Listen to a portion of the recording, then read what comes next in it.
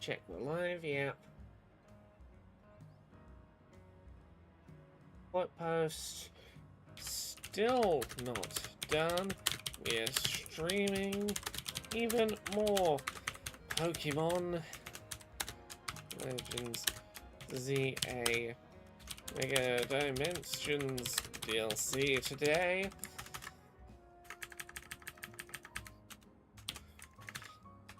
What new creatures shall we find in the next donut hole universe? Live now. Hello, everyone. How are we doing? What was I doing? I'm gonna remember what I was up to now that I am fed, food in me. I mean, this is a place we can start. Go find that purloin.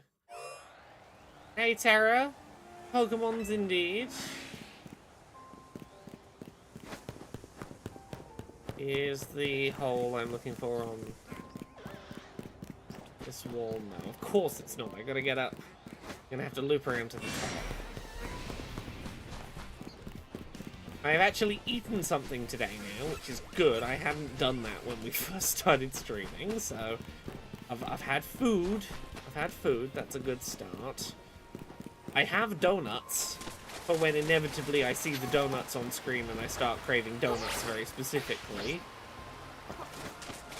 I have some mini Nutella donut bite things, which look pretty good. Ooh, aha. This'll do. Can't wait for Hop to explain to her mother what happened when she was being resurrected. That's a problem for future Hop.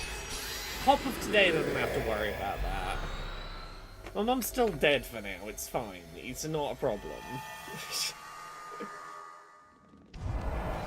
Okay, what are we gonna do? Catch wild Pokemon.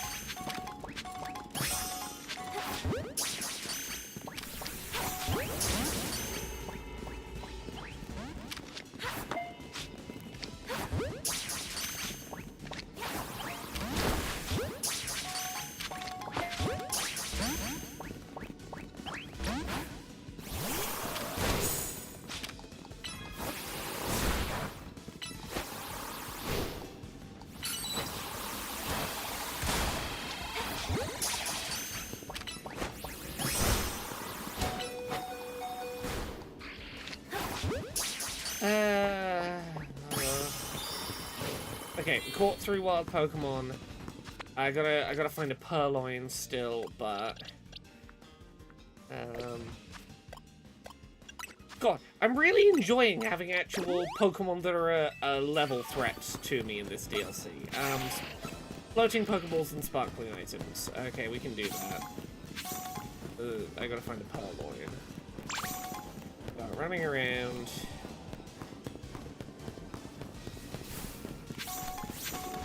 Sparkles.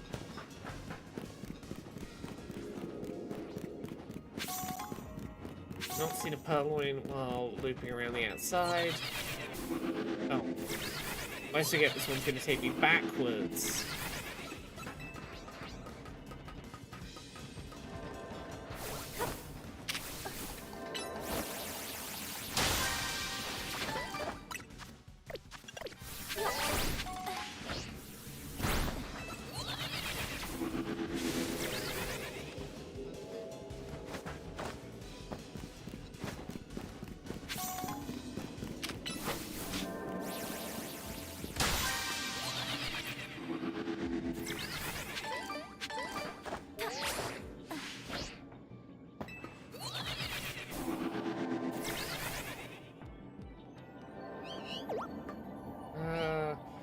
Oh, there's the purloins. Okay, Season 12 of Toysunk has been a complicated season. Okay, can I... Okay, stream speed. Get that. Get purloin.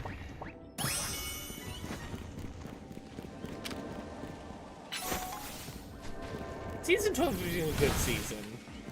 Yes, she would be more mad if her stuff got stolen by an irritating hive mind on the orders of her ex-husband. Yes. We've created a delicate web of characters this season, all intricately designed to exist in perfect harmony and symbiosis. No unnecessary conflict between these characters. No, no, no.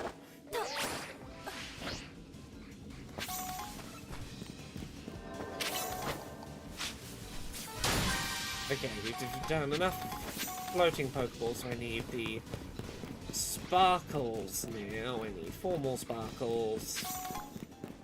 It's not that bad.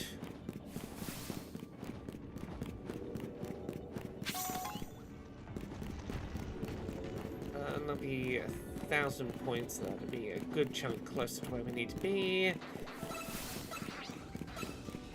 I'm listening out for the sparkle sounds.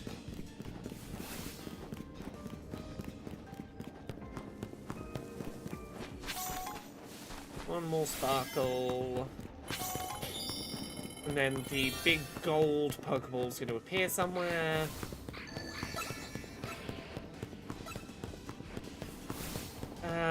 I have limited time to find it. It's not at the end of here.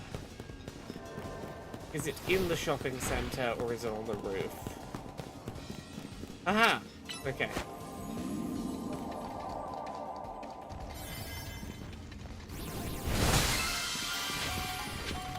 Okay, we're gonna see if we can get to the roof still. Because if we can, that would really help. He's getting some more items.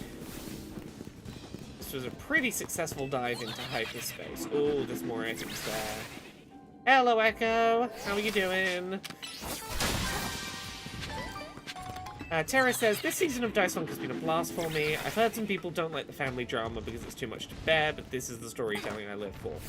Yeah, I know there are some people who have not enjoyed that it is a dysfunctional family season because of personal stuff, and I get that. But also, I found this really healing, weirdly. We've had moments of family conflict this season, for sure, but also we have worked through it and ultimately been working toward being a family that's going to stick together despite being a dysfunctional mess.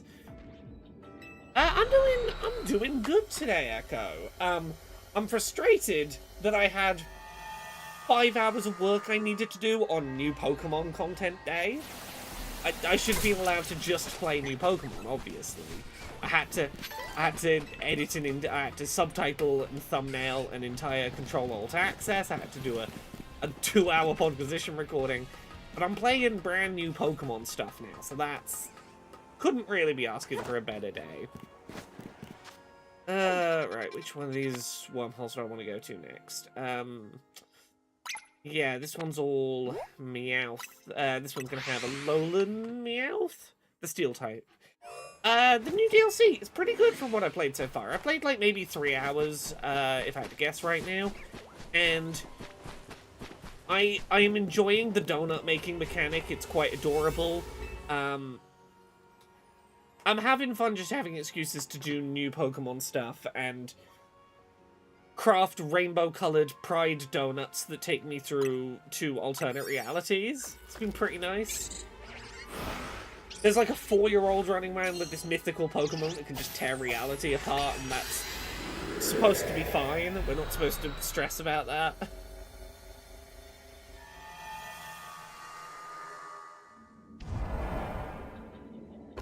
An extreme reaction to Hop at the beginning of the season. Interesting. I know some people have had interesting experiences with Hop. I'm curious what your initial reaction to Hop was. Okay, what do I need to do? Use the catch window. Let's catch them while they're dizzy. I need to catch an alpha.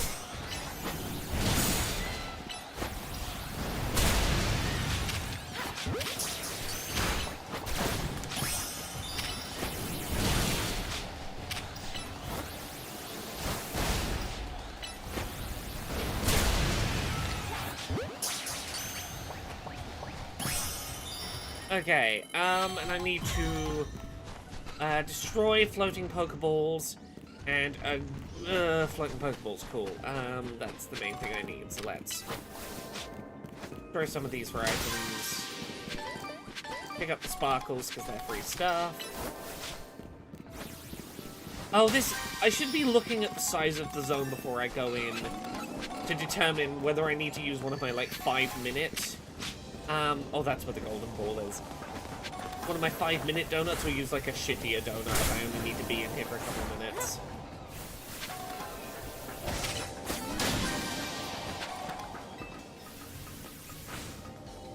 Evil of Pokemon Company to release this during your working hours. Why are they against you? Right? They're so deliberately evil in targeting me like this. How dare they? I was very angry about her telling on DiCaprio in the beginning, but I used it to do with my own issues with tattling siblings. Yeah, look, I had a few people say that about her talking to her dad, but also, like, part of that was me exploring that, hey, I used to get really fucking viciously bullied by my younger sister, and my parents would do fucking nothing when I spoke to them about it. You know how I stopped my younger sister bullying me as a kid? There's one day where she just came in my room, despite the fact I was, like, mid-autistic meltdown, and, like, all I wanted was just, I want to close the door and not have anyone be around and just be quiet for a minute so I can regulate my nervous system. And she was just in my room, poking my face, going, I'm not doing anything, I'm not gonna get in trouble. So I physically picked her up and threw her down a corridor. I am not proud of it. Fucking startled the shit out of her. She did not expect it. She never fucked with me again after that. After I physically just yeeted her out, like, down the corridor. So yeah, I was exploring some shit in this season of Dice Funk. Exploring a universe where maybe a parent listens when you tell them, like, hey, my siblings are being pieces of shit. I'm not saying it was a healthy thing for the character to do, but also, you know, I'm not the first person who has played Dungeons and Dragons and ultimately used it a little bit to explore personal shit. Dragonite's going down. Okay. I'm gonna get that golden Pokeball. We've got 120 calories to go.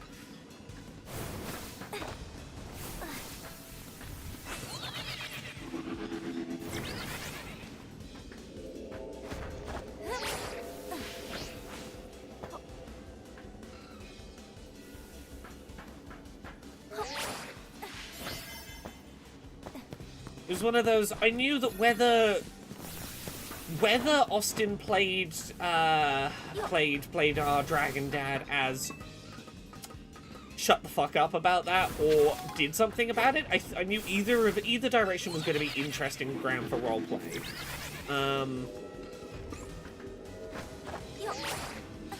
That's kind Echo says that's kind of the big sib, little sib dynamic. The little sibling gets away with everything, but the big sibling can be rough, and that's just how it be. Oh no, I got in a hell of a lot of trouble for being rough.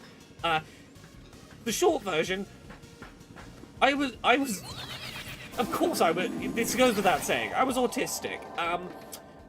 My sister knew that I was fucking weird and that it was easy to do things that wouldn't bother other people but would bother me, and therefore, well, it wouldn't bother other people, how was I supposed to know that it'd be a problem? Like, she fucking knew how to push my autism buttons, specifically to just fuck with me. And it was what it was. I was the quiet, well-behaved child that never did anything about it, so it wasn't a problem. It was one of 2 times in my life I have resorted to violence in response to a person's behavior, and surprise, surprise, both fucking times it stopped them being a piece of shit. I'm not advocating for violence, but I am saying the kid that violently bullied me for 4 years stopped when I hit his head into a fucking urinal, and my sister stopped bullying me when I threw her down the fucking corridor. Occasionally, violence will make people go, okay, I realize I fucking pushed too far, huh?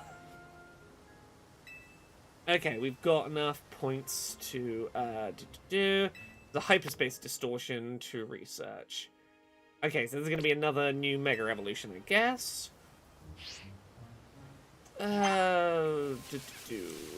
What's about? Okay. Oh, I was going to say, if they closed off the other Mega portals, they haven't. Unidentified Mega Stone detected. Side mission detected. Okay, there's a couple of Pokemon we haven't found yet. I'll also say... Okay, I'm gonna check out side mission detected. Also, yeah, we got a bunch more side quests on the board. I'm gonna check out the two that aren't the main quest that have Mega Stones attached to them. Then I'm gonna check out the regular side quests. And then I'll come back around.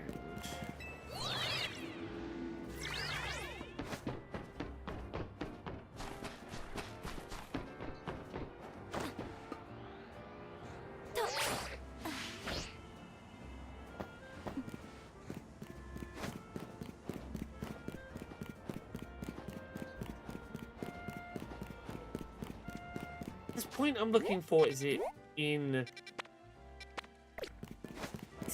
Zone 6 or is it on this back wall?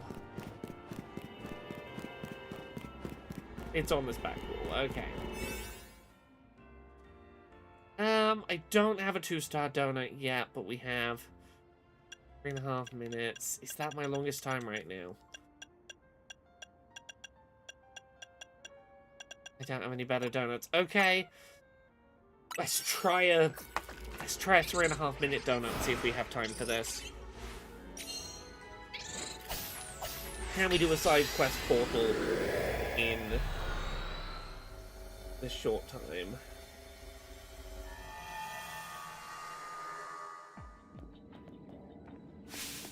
Help! 2 rogue Mega Evolved Pokemon are fighting! It's a rogue Mega Showdown!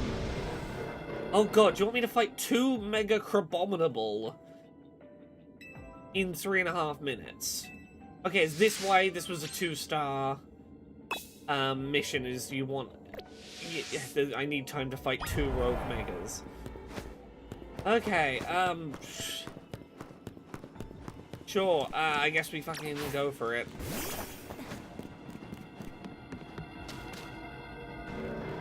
Hey, Nathalie, you're not bothering at all. How you doing? Oh, those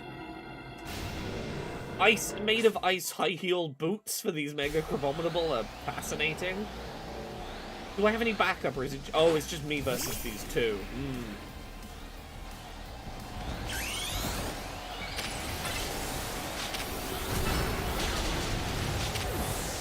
Oh. What level are you? Level 116. Okay.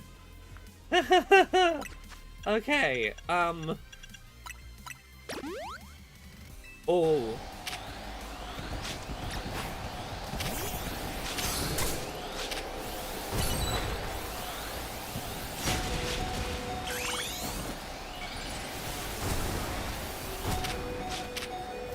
Okay.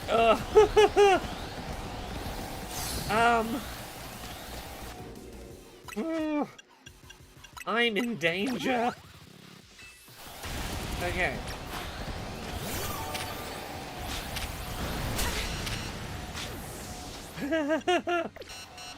Yeah, this DLC features Pokemon above level 100. I'm fighting 2 rogue Mega Evolved level 117s. Okay, no, I can't get out of here. Okay, well, actually, send out Zygarde, because if it goes below a health threshold, it'll gain a bunch of extra stats from it.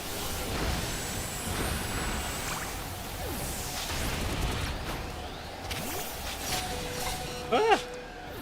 Oh my god! Ah!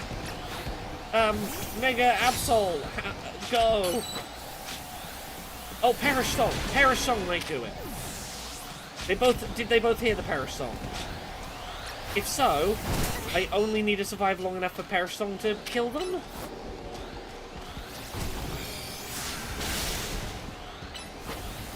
should have saved at the beginning of this.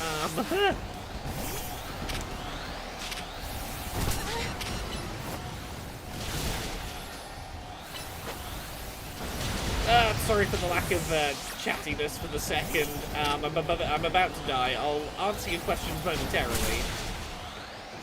What happens if you catch it? Does it go down to level 100? So it'll be level 100 outside of this hyperspace. It has like a temporary increased level in hyperspace, but like a more regular level it'll go down to in the real world. It is just to make the fights in the DLC hard, is to go, while you're in the DLC area, fuck it, it's a level 117. Get wrecked. Okay, Perish Song, I think, is the way to do this. If I buy the DLC on my nephew's Switch with his account, everyone with their own Nintendo account or profile on that Switch can access it? Yes, as long as they're playing on that Switch. So, like, let's say your nephew is the main account on that Switch, and you have, like, 3 other accounts on that Switch. If you're playing on those accounts logged into that Switch, yes, those accounts can access the DLC. However, if, let's say, their brother's account that is on, that is on that Switch, they wanted to play it on Switch number 2 over here, the DLC would not be available to them on that other Switch. It's available to all users on that Switch who are playing on that Switch. Does that make sense? Hey, Formula 1 Jonah. Okay, Perish Song. Come on. Okay, I do not think I successfully, Perish Song. I'm gonna try Revive. Okay. Run away. Perish Song, Perish Song, Perish Song.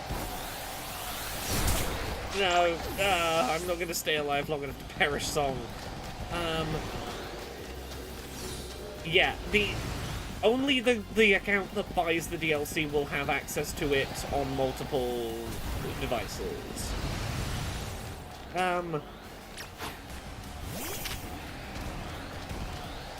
Okay, let's try one more time. Mega Evolve. Oh, I'm so screwed.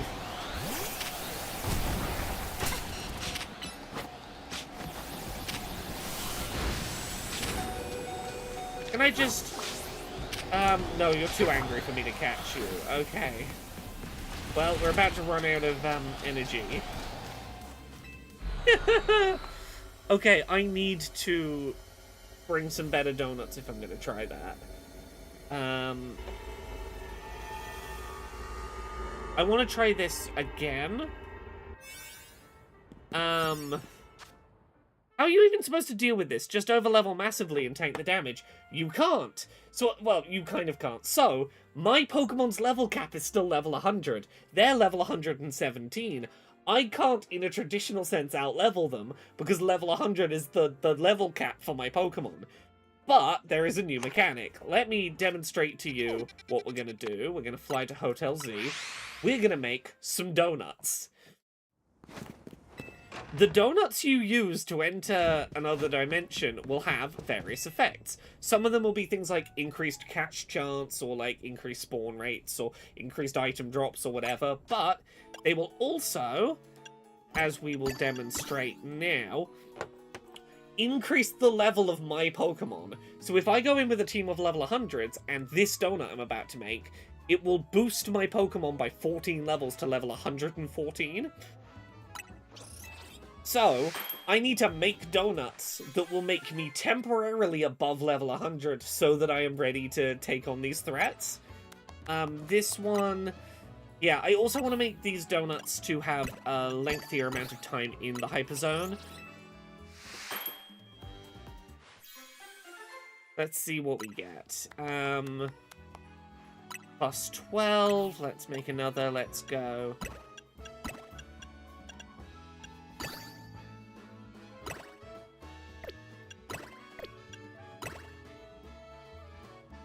Yeah, that'll make plus 15 levels.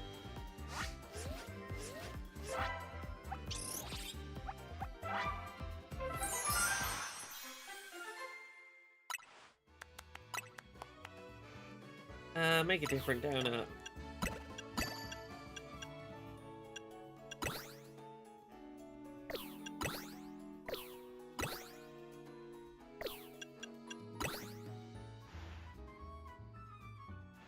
Let's try that one.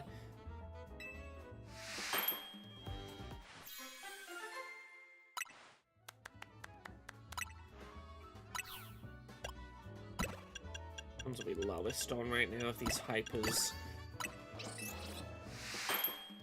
Oh, I can put 4. I can put 4 in now, can't I? Why am I only putting 3 in?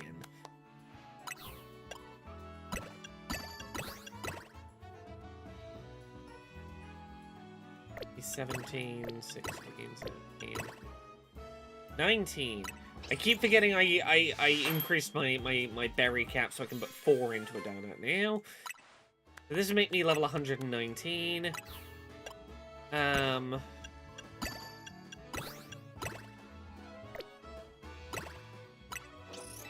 Okay. Am I ready for the Expedition 33 award / video game commercials tomorrow? I'm looking forward to it. It should be fun. It's always fun to hang out and do on stream. Right. Where was I looking? We were looking at this one. Which... probably easiest to get to from here.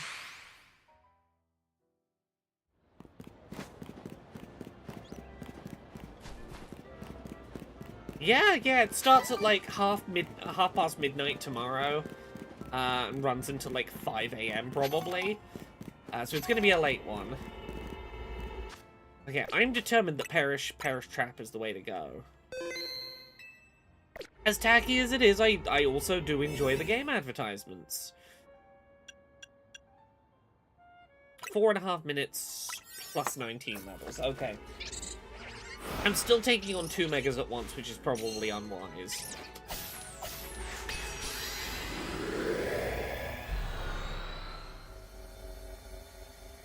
Yeah, if I can get down Perish Song, I might be alright. I need to look up, how long does Perish Song take to work in Legend ZA? ZA Perish Song.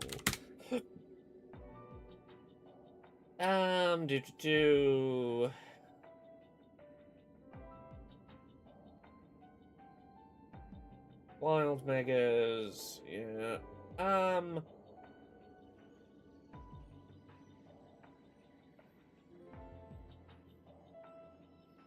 3 turns. No, I need Perish Song's ZA database. How long does it take to kill... any Pokemon that hears the song will faint after a while. No, Perish Song. Timer.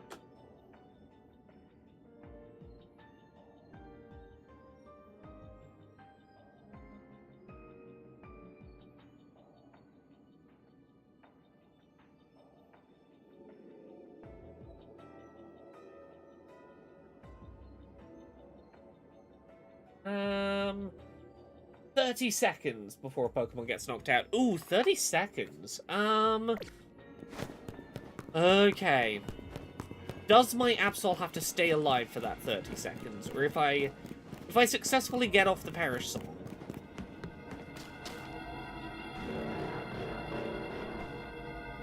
Okay. For anyone who doesn't know, Perish Song, it's a move where any Pokemon that hears it dies if they don't switch out, but that's not going to be an option for wild Pokemon. Okay. Okay, Perish Song. That's Perish Song. I think we got Perish Song off.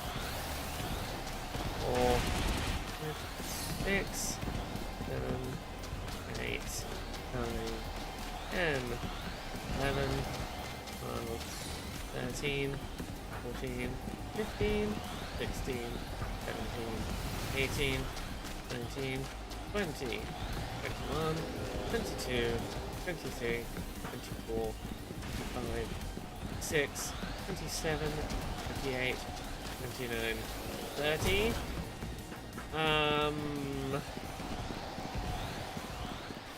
Okay, either the 30 seconds is wrong, or Absol getting killed stops the timer or the timer just didn't start because I didn't complete it.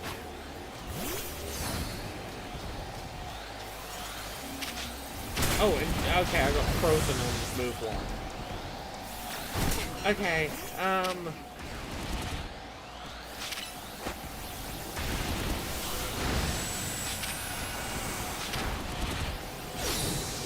Ah!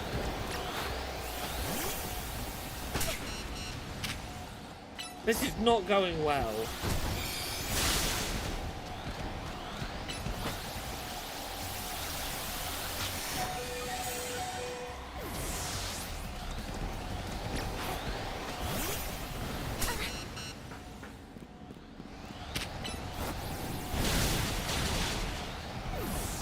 Ah!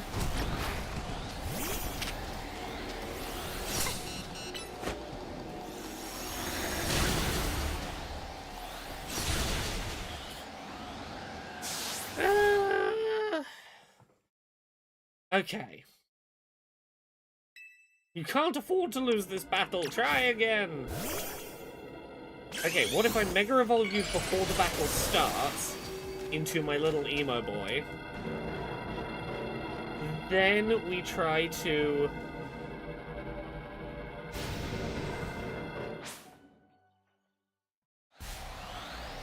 Can we do like a Mega Evolved Perish song? And maybe... Oh, you unmegaed! That's bastard behavior. It is so very fucking rude of you.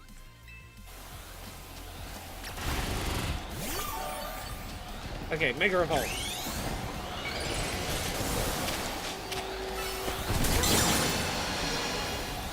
Oh, you successfully did Perish Song, I'm pretty sure.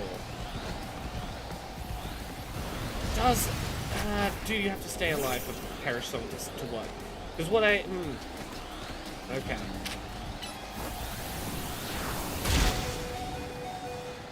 It's the duo of them that's the problem.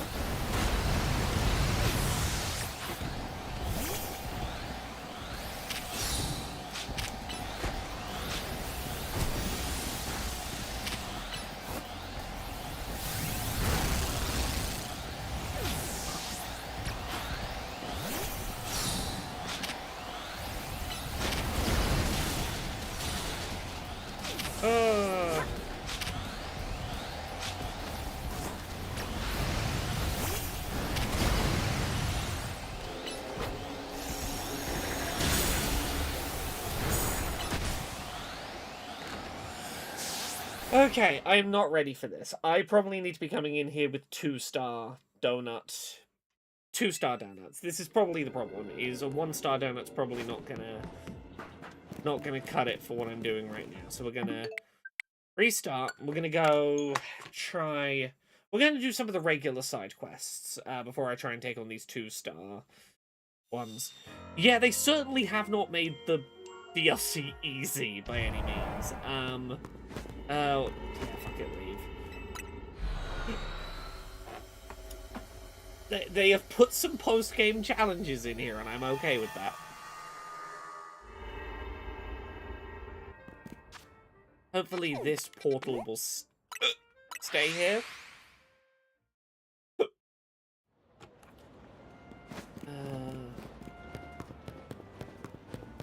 Oh, this... Oh, you've been painting on... Oh god, hiccups. I should go get... Did you know that hiccups is just cured? Like, we know how to stop hiccups. Like, the actual answer exists. Scientists invented a straw you can get for like a $5 that just fixes hiccups. I don't know, I'm not going to pretend to understand the full science of it. The short version is, you have to suck very hard through the straw because pressure differential, and it activates the thing in your neck that stops hiccups.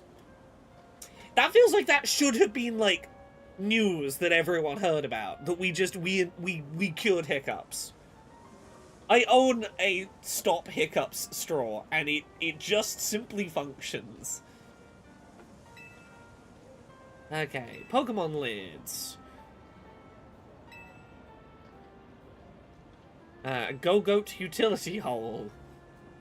Apparently poppers also fix hiccups. I haven't tried, but I've been told by multiple people it works. It should do, because poppers, what they are essentially doing is they're functioning as a muscle relaxant, and I can see how involuntary muscle contractions would stop with a pseudo muscle relaxant.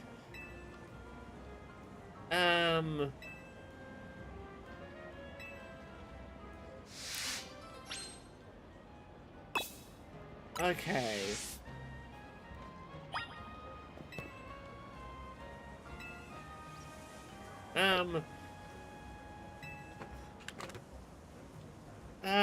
Rouge District.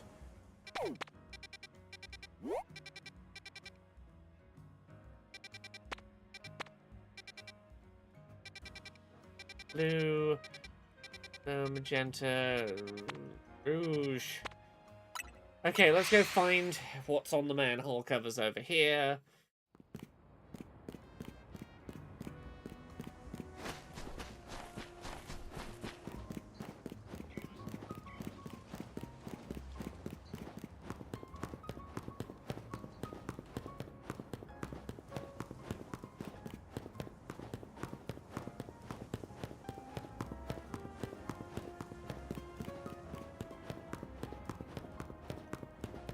This is a Pyroar. Do I have one currently? Oh, a bunch of you aren't meant to be in here.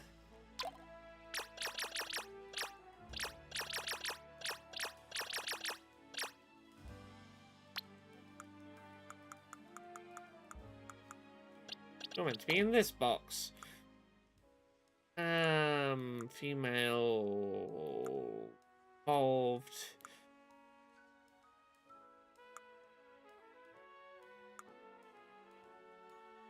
Okay, yeah, we have some of you.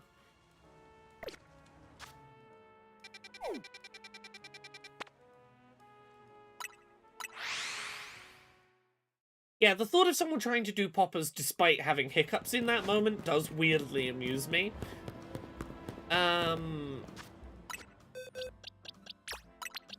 Yeah, let's put one of you in my party. Yeah, I'll show you. Can I show you it from in the box? Okay, I can show you it from in the box. That's better.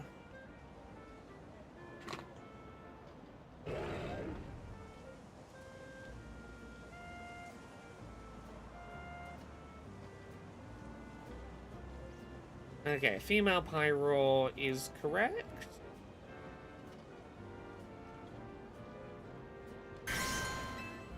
Okay, correct answer. You're gonna give me cosmetics. Usually the artists give me cosmetics.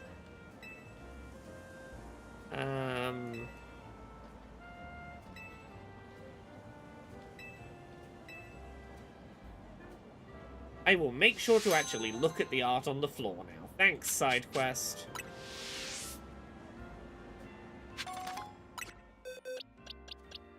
Now to...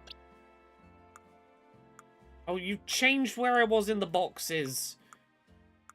I have to find my own stupid starter again now.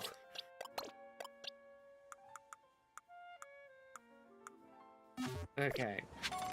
There's another side quest. Two more. Oh, there's a few more side quests. Let's go, go, go. Yeah, this way.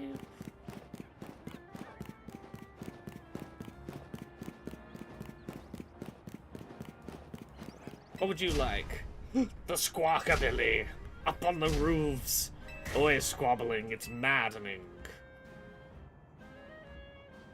Oh yeah, I got some of those. Well, what do you want from me? They're birds. Get rid of them. Such a little fucking... I don't like them. Get rid of them. This seems like exactly the kind of man that would complain about, not that homeless people exist, but that he has to see them. Get them out of my sight. Oh,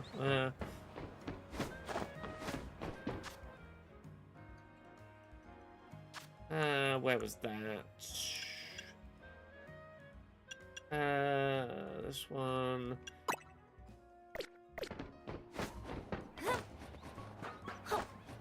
Old man yells at birds.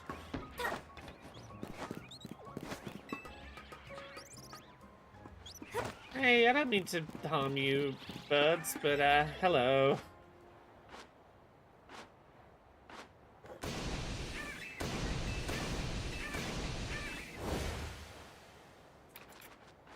I suspect you are all going to attack me at once, however. Squawk.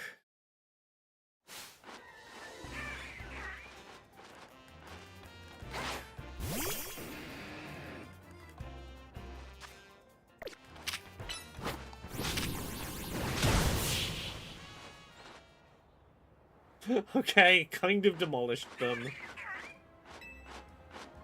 Sorry. Didn't mean to upset you, birds.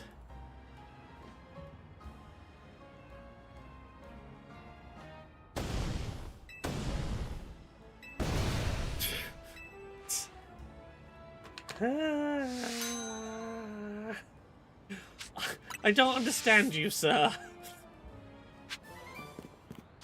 Okay, we got a side quest over here. So many side quests popping up. Yeah,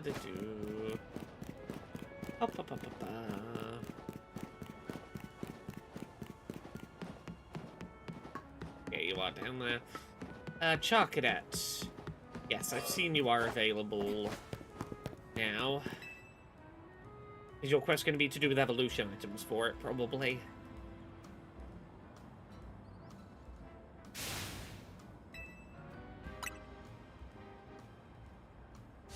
Okay. I need you to become my rival. Okay. I, like, already have a rival, but... or a couple, really. You and I were born on the same day. As children, we chose to raise the same Pokémon, Charcadet. But depending on the item its trainer uses, this Pokémon can evolve into 2 different species. We could not let our Charcadet remain Charcadet always. Fated rivals such as you and I cannot walk the same path forever. We parted ways, one of us choosing to evolve Charcadet into Armarouge, the other Ceruledge. That was until destiny called and our paths crossed again. That fateful day, we decided to pit Ceruledge against Armarouge, a battle to determine once and for all which of us is the greatest trainer. I mean, nice story. Yeah. I've always wanted a life like that, but I don't have a rival born on the same day as me or even a friend. I've got the Auspicious Armor and the Malicious Armor. We need to evolve Charcadet. I'll give you whichever one you want. Please evolve a Charcadet and help me live out my dreams. Okay, I gotta find a Charcadet wormhole.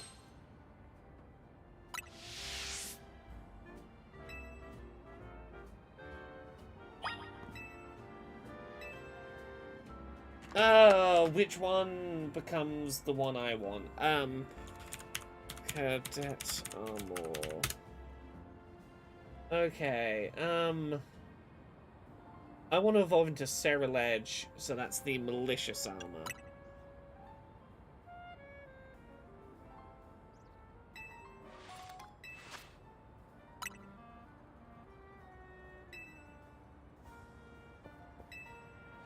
Hey, I hope you don't mind that I don't have a Charcadet yet. I don't think.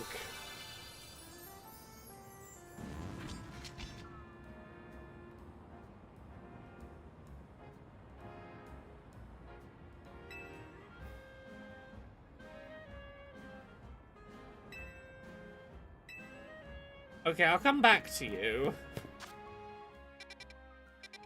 Do any of these appear to have a Ceruledge right now? Or a Charcadet, sorry. No.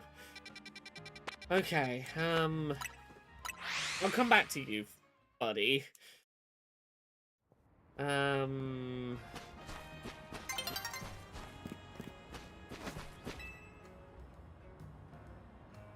Okay, some fine leaks for strong trainers like you. Farfetch'd holds a leak as a weapon. If you go to a certain spot at night time with a single Farfetch that's holding a leak, you'll get ambushed. Okay, don't have one of them yet, but you give me a sturdy leak for the job. Rouge Sector 7 at night with a leak-wielding Farfetch'd on my team. Okay, gonna have to find a Farfetch first, but we'll work on that.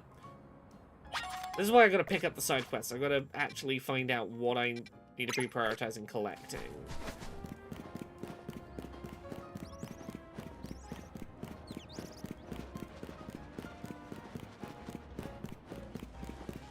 Okay, and what do you want, market vendor?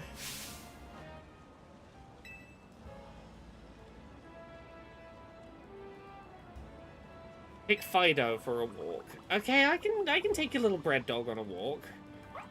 Your little dark too. Okay.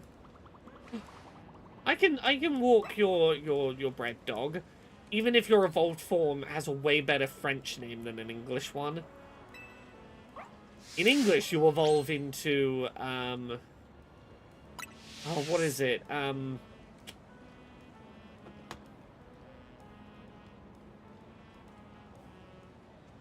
I keep forgetting the English name because it's such a shit pun. Because I feel like Doberman would have been great, but it's anyone can remember the English name's evolution. But I can tell you the French one because the French one's really memorable. Is Briochien, bread dog, Briochien, Briochien.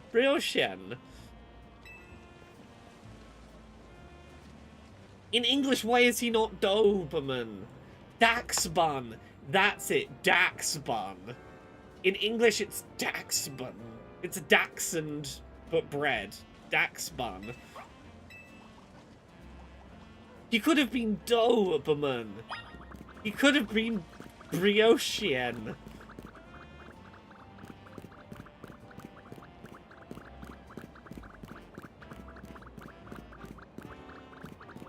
Hello, buddy.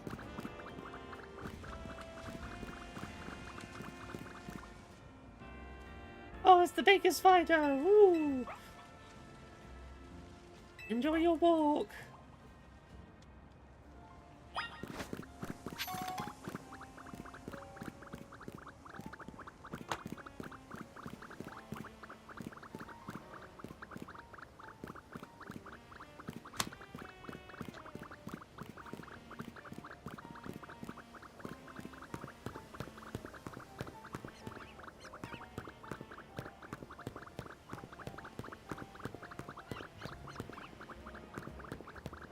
Good little dog, this one.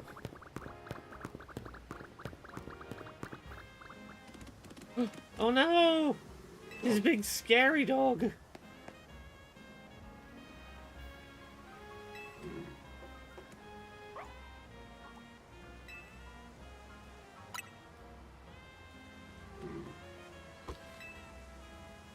Okay.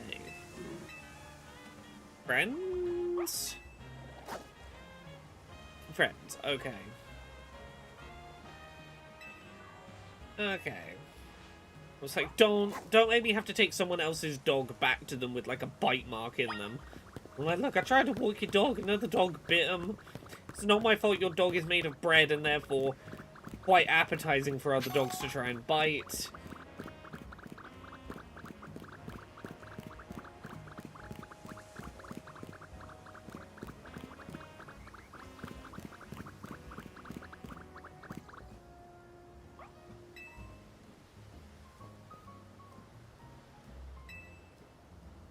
That is indeed a Fido, kid. Sure, have a little hangout with the dog.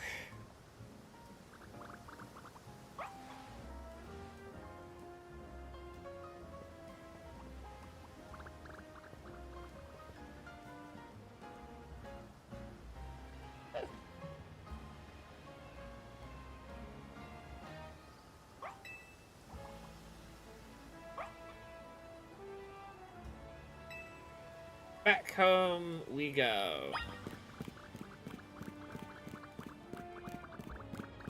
No one murdered you while you were in my care. I don't have to explain to your owner that you got hurt. That's a relief. This is too much pressure for me. Why aren't you on a lead? What if I lost you?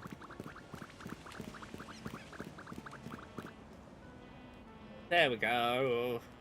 Brought your dog back.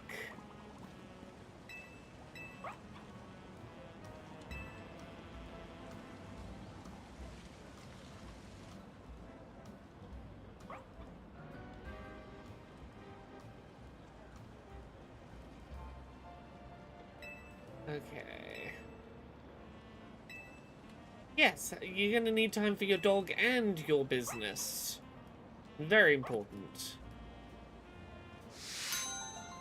Fido loves walks.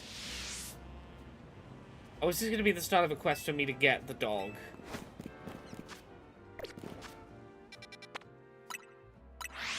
Ba-doo-ba-doo-ba-boo-ba-doo-boo.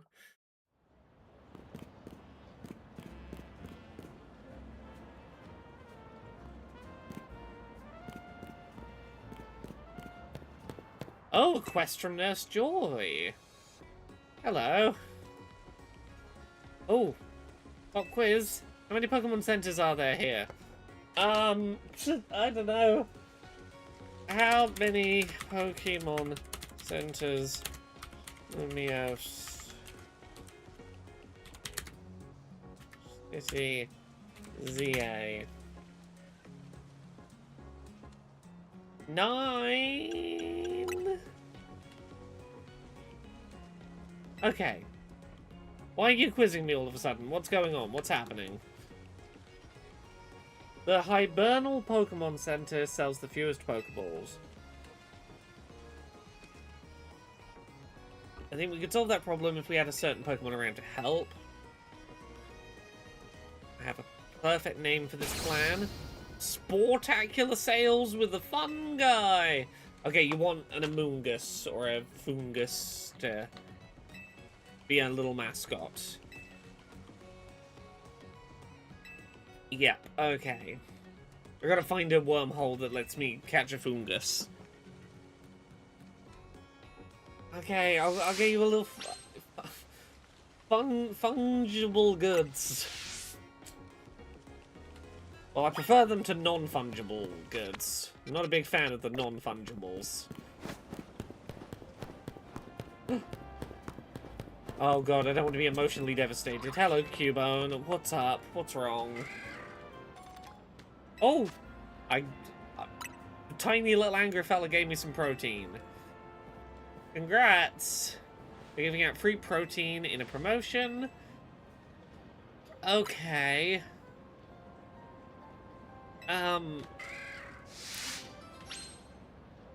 What do you need from me? Oh.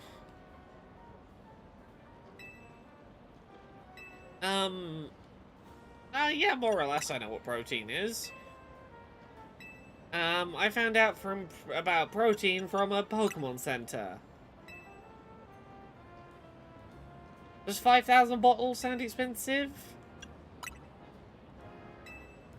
Do I know other drinks similar? I am aware of Carbos. When would you want your Pokemon to have your Pokemon drink some protein? To raise its attack, yes. What do I think protein tastes like? Sweet.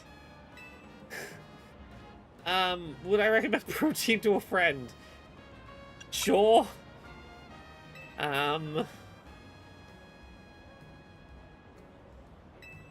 thought it was gonna be like a tangible quiz, but no, I guess they just wanted the protein marketing board had questions. Okay.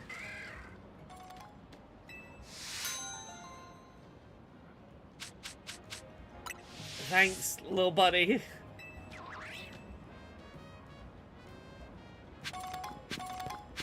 Cool. Now coming back around this way, we got 2 more to go. Oh,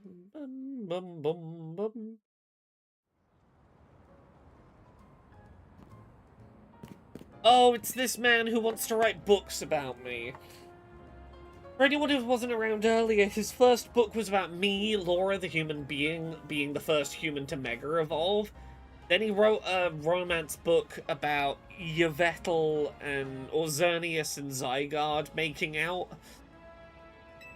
Zygarde and Xerneas make out has been optioned for a film. They've signed on Bryson and Sabrina as leads. Your stories are shit, sir, but I'm glad for your success. Okay. A mystery novel. What do you need for your mystery? An alpha, a normal, a dark. I should write this down. Alpha, normal, dark, teleport.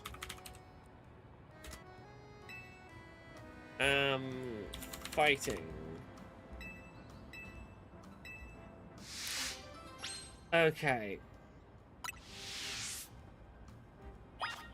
Look at my current team. Do I have a TM for teleport? This is a good place for us to start.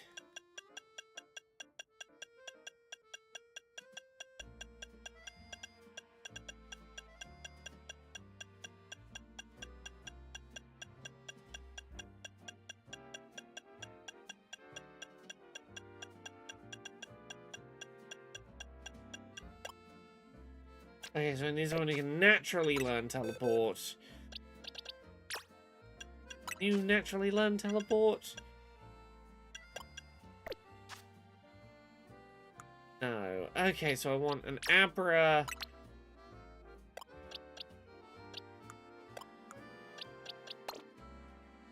So I need, an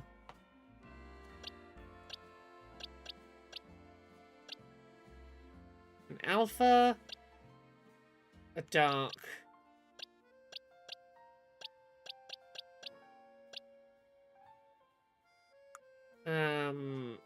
a normal type,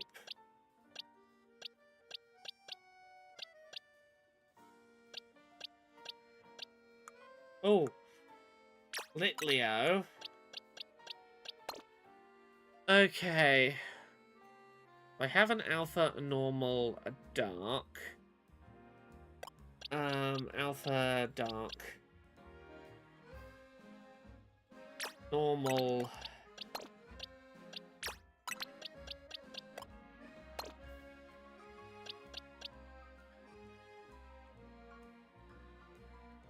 Teleport. And fighting. So if we move you down. Teleport. And fighting. Okay.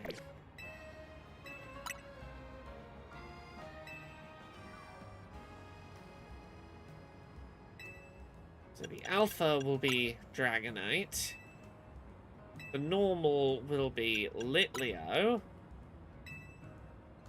Dark type will be Absol. Abra knows teleport. And Emboar, he is a fighting type.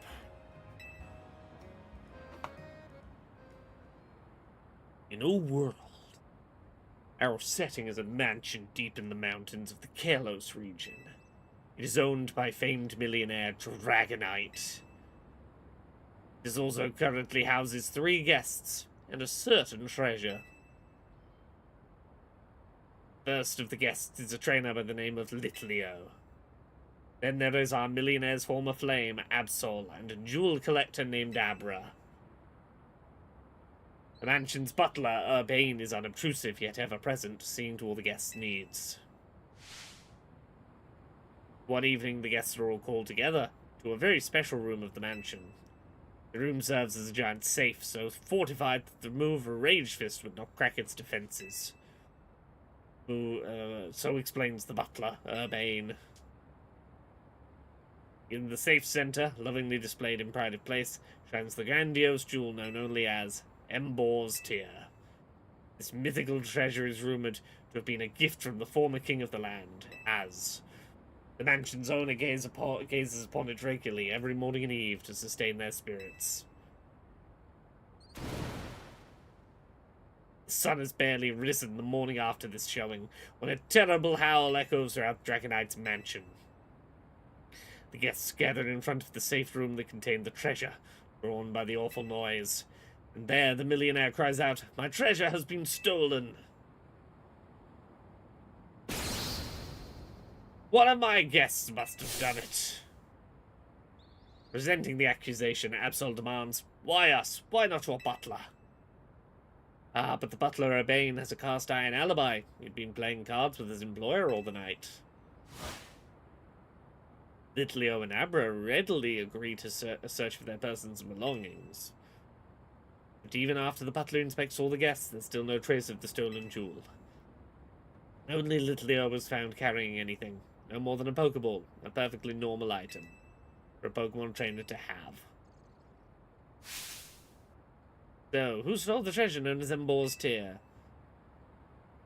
Who was it that had the item in their pocket? The Pokeball.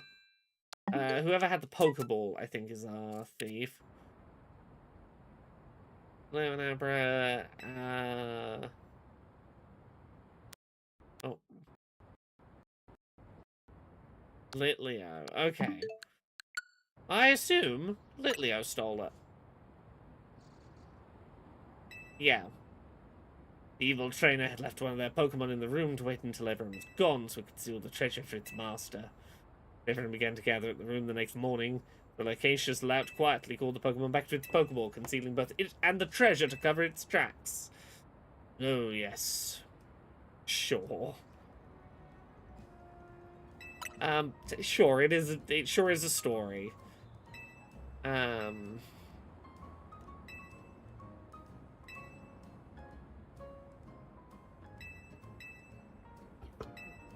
Okay, my reward for this side quest is you'll let me write Pokemon fan fiction. If I want. Okay.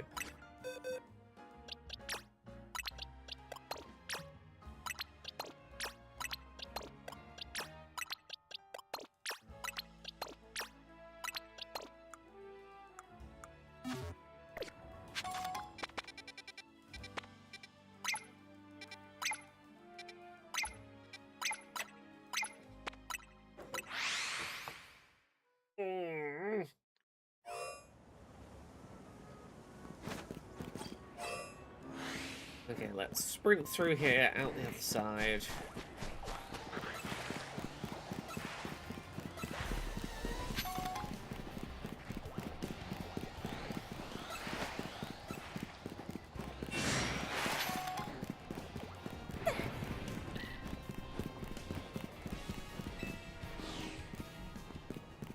Hello. What you up to there? Okay, what's up? You throw out your back, it hurts too much to move. Pokemon move sorted you out last time. Octolock. Graplocked can learn it. Okay. Okay, I have some of those. I might be able to help.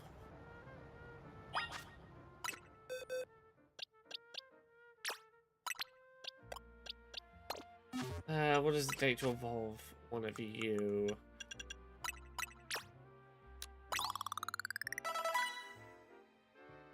Do you evolve by level up? We're gonna find out now. Nope, how does Clobbopus evolve?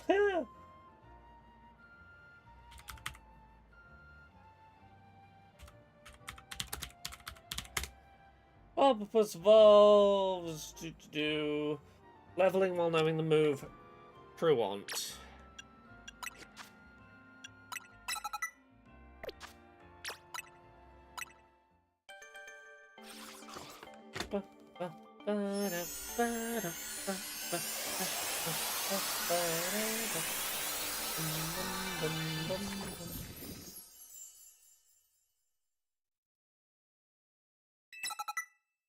Octolock, there it is.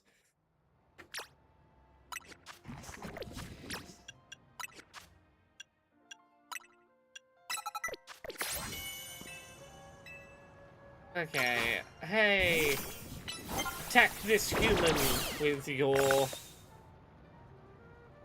unlicensed chiropractor attack. The pain, the pain! Oh, it's loosened something up, I think.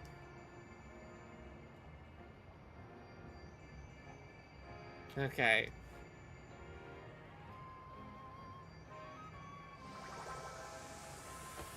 If you're having to rely on getting a Pokemon to give you a big old squeeze to fix your back problems, I think you have some issues going on in your life.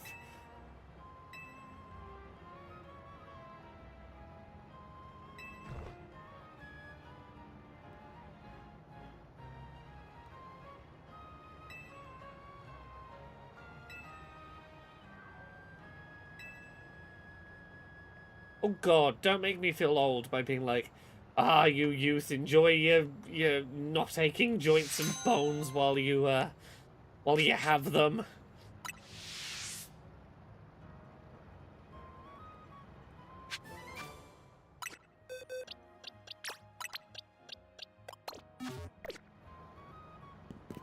Okay.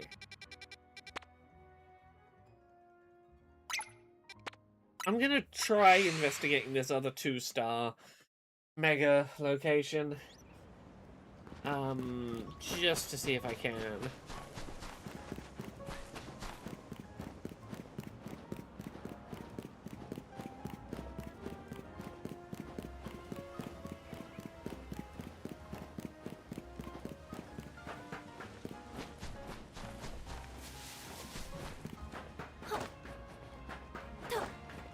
I can get that before night falls.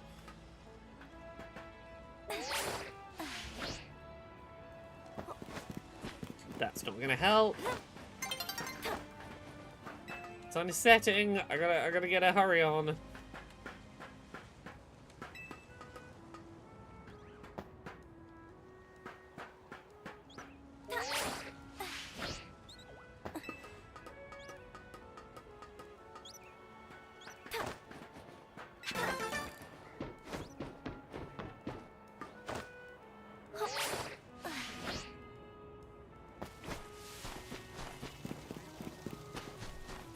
Oh, there's the portal on top of the roof as well. Okay.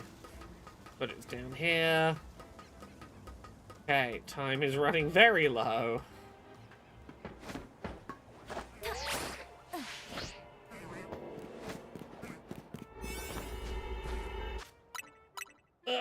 Let's try it, let's try it.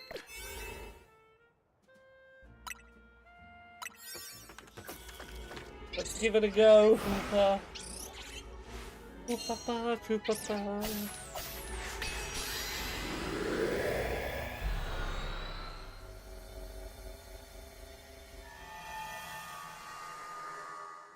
Okay, calm the mysterious Pokemon. Okay, there's only one of you. Ooh! Mega Scovillain. Okay. Okay, that's cooler than regular Scovillain. I kind of wish this was regular Scovillain's design.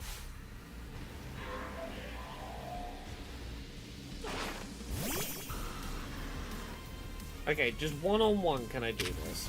Level 120.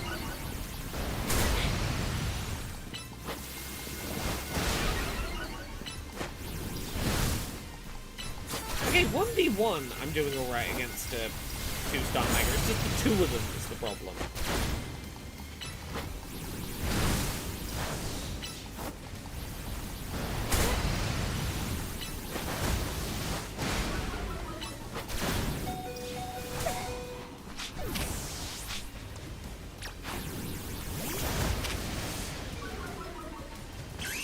Mega Revolution!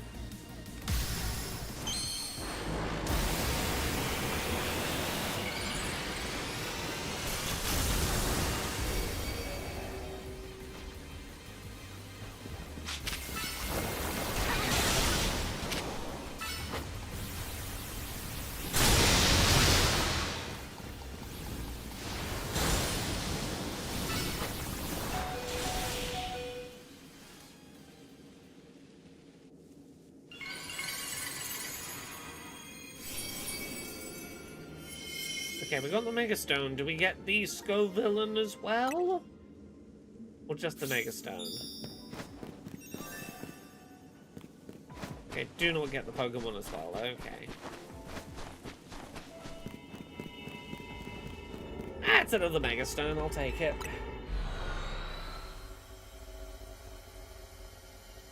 And then the time will change and we'll get new portals. We'll find out whether that side quest portal remains.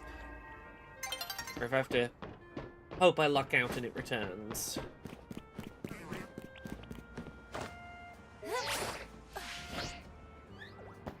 Just hang out here until nighttime. The one that I'm hoping to see is whether this one down here under my pin remains when day changes.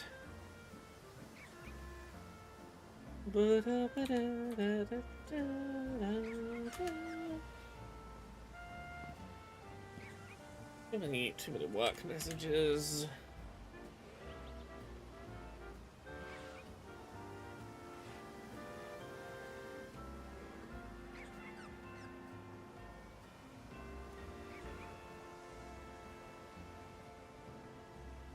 Ooh, Rhythm Doctor is finally out. God. Back when I was at, like, Indie Haven, I wrote about it. Rhythm Doctor? God, when did Rhythm Doctor enter development?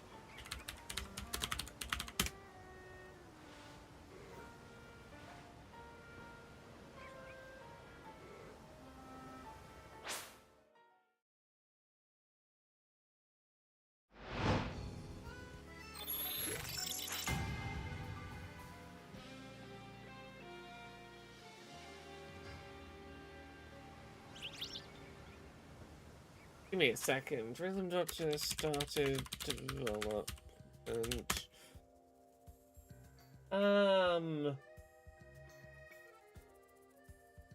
2011! God, yeah. Nearly 15 years ago I interviewed the dev of this game, back when it was a free Flash game. The initial demo was around 2014, so that was over a decade ago. It was before I was writing full-time as a job. Full-time development started in 2016. Yeah, Rhythm Doctor. Can I find the old article I wrote on this?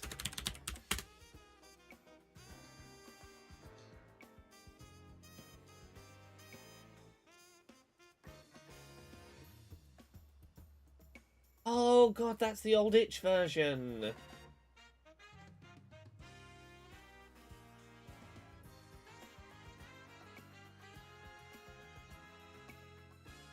Sorry, I've gotten distracted here.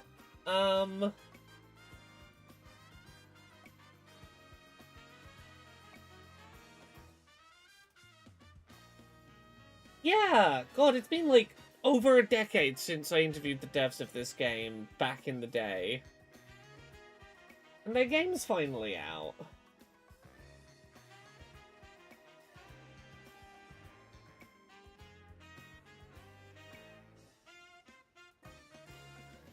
Oh, that's so cool. I'm so glad that happened. Anyway, what was I doing? I was, okay, this portal's still here. That's good to know. Toxel. The thing that turns into Scovillain.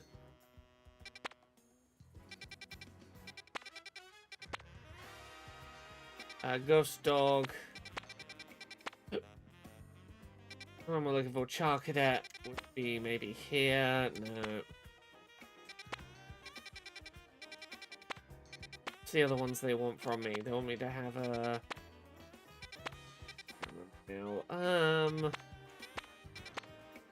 Fire and grass, I see. So we can get dual type areas popping up. Okay, let's go for the one with the Toxel in. Let's go grab a Toxel.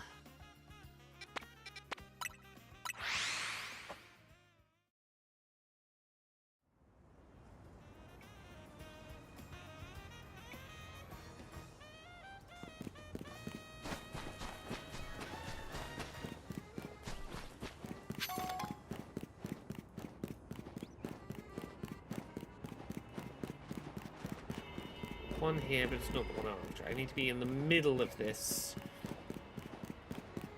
area. I guess means climb here and drop into the middle.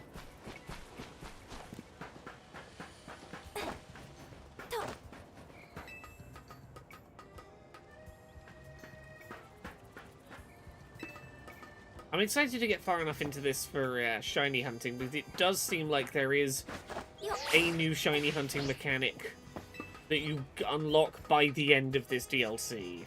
Well, I would assume, from what I'm putting together, which is promising. Ah, this is the same portal location I was looking for before. Level 120. Oh, this is, yeah, this is a high level portal. Okay.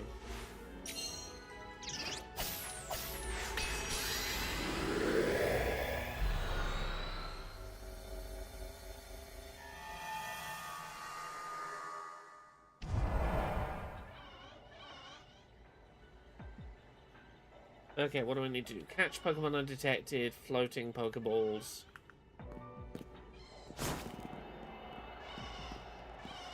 Alpha Pokemon.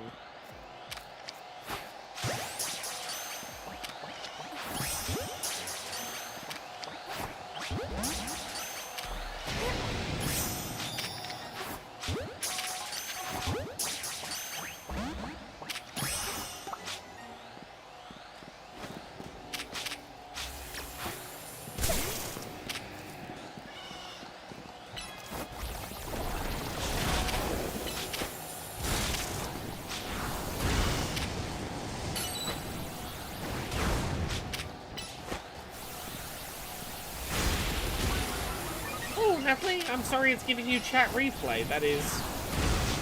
no idea why it would do that if you are live, but... oh, ah, stupid dig.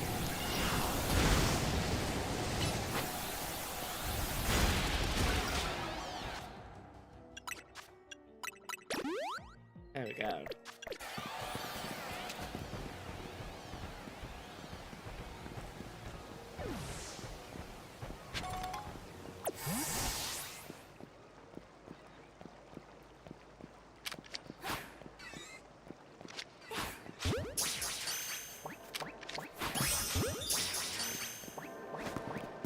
Okay, 3 floating Pokeballs and find the Toxels.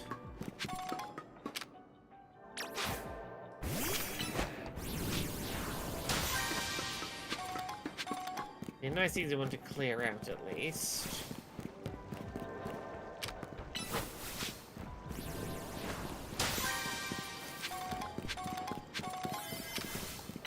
This should spawn the golden one.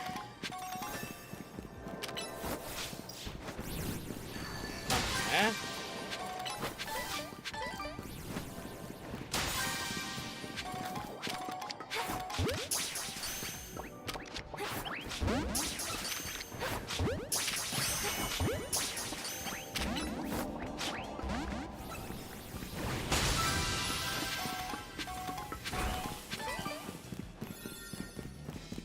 Short window of time left to find the golden ball.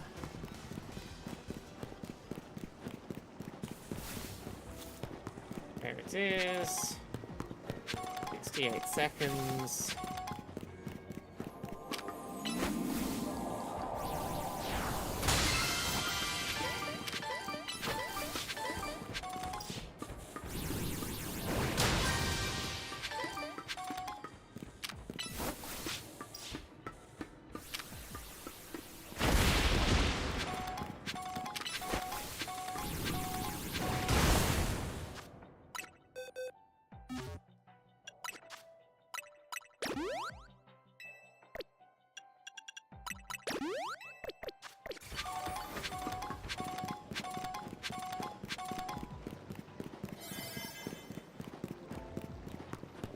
Let's grab the last few sparkles while we're here.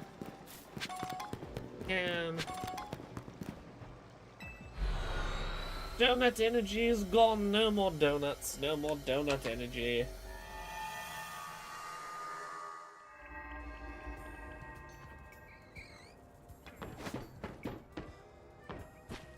Okay, what do we want now? Oh, it's specific patterns of a villain. That's cool. Let's go get the little mini villain.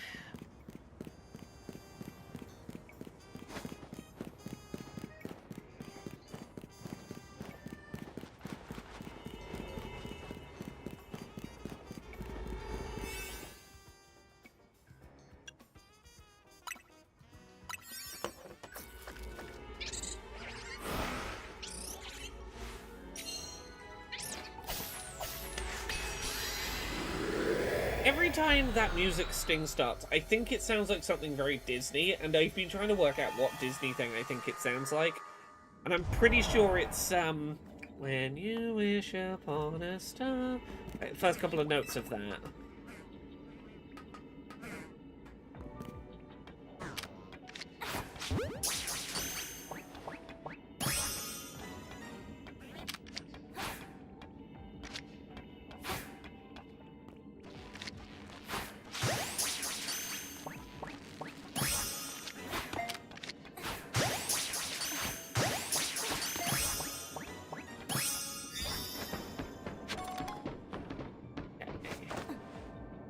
Piles of sludge. Where do I find piles of sludge right now? I've still got a piece of music stuck in my head from this morning. Some of you who are around for one of the earlier streams today might already have a sense of what this piece of music stuck in my head is, but for those of you who arrived a little later in the stream, how many of you are aware of Shakira's Whenever, Wherever? Whenever, wherever, we're meant to be together, I'll be there when you'll be near. That one from 2000 something. Come on, spray this. It has two very memorable lyrics in it that have been stuck in my head on loop today, which are simply, luckily my breasts are small and humble, so you don't confuse them with mountains.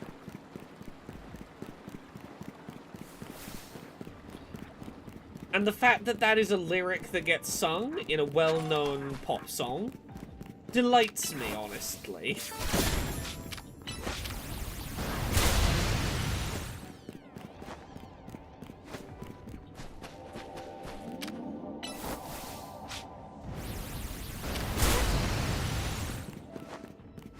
I need to find these sludge piles. Ooh! Mannequins? Okay, so there's more species in here than are shown on the initial list. Unless I entered not the portal I thought I did.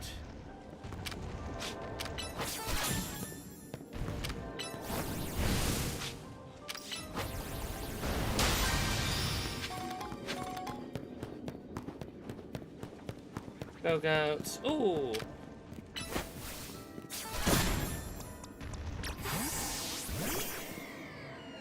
We can wind the sludge.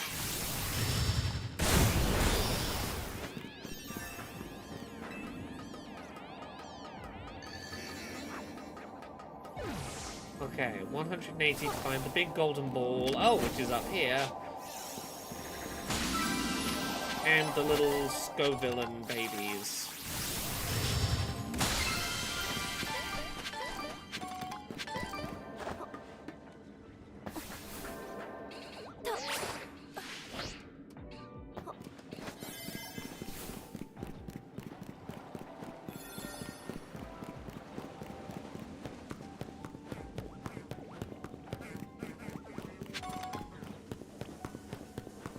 I have to put that piece of music on just to get it out of my dang head.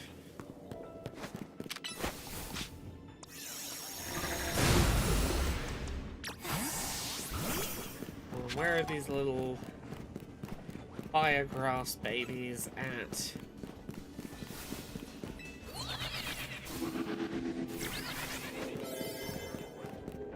The outskirts here?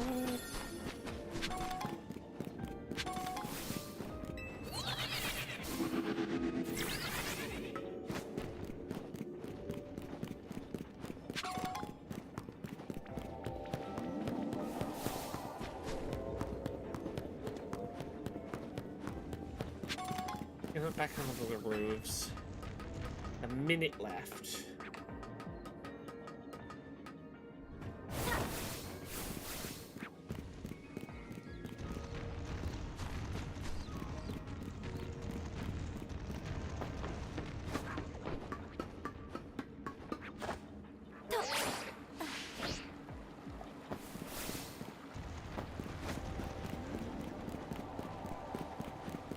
No, I cannot find those little baby Scovillains today, it seems. Sparkles.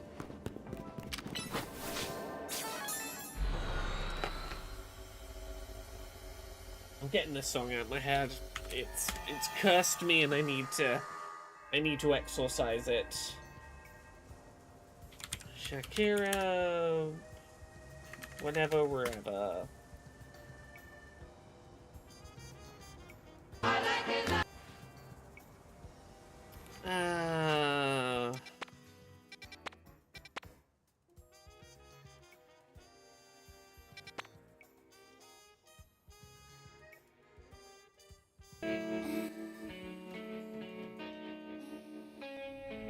I'm gonna put the whole song on, but there's just the one line that I need to dislodge.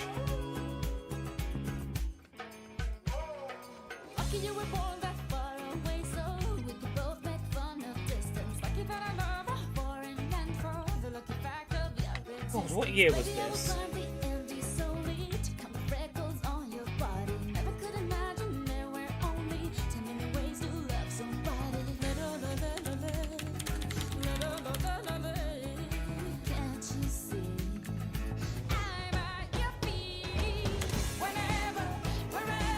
Two 2001. Catchy little pop song.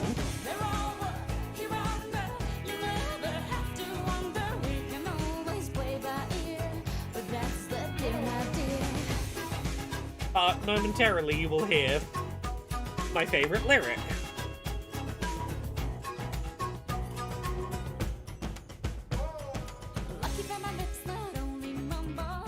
Here it is. Buckle in my breasts are small and humble, so you don't confuse them with the mountains.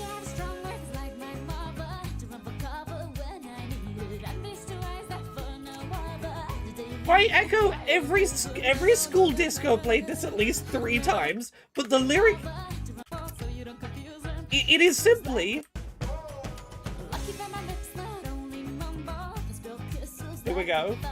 Buckle in my breasts are small and humble, so you don't confuse them with mountains.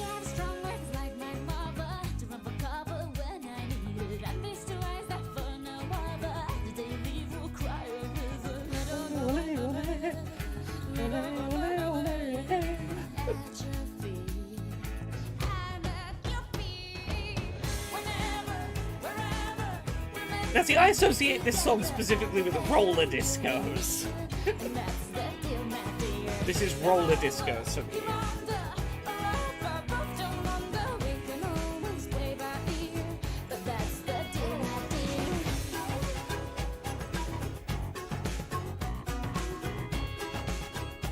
There we go, I got it out my system.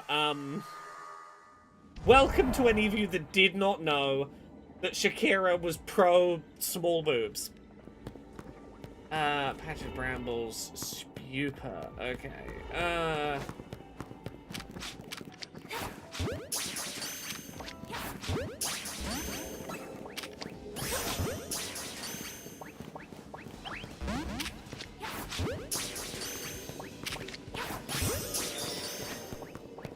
Okay, brambles and pokeballs. I was, growing up, I was the, one of the skate guards at the roller disco. I was one of the skaters who was a competent enough skater that I was trusted to, like, make sure nobody was roughhousing.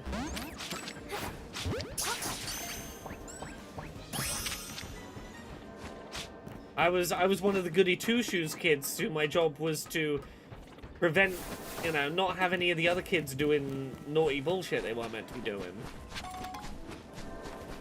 I got to go to the roller disco for free, But I had to be a skate narc. Ole, ole, ole. Ole, ole, ole, ole.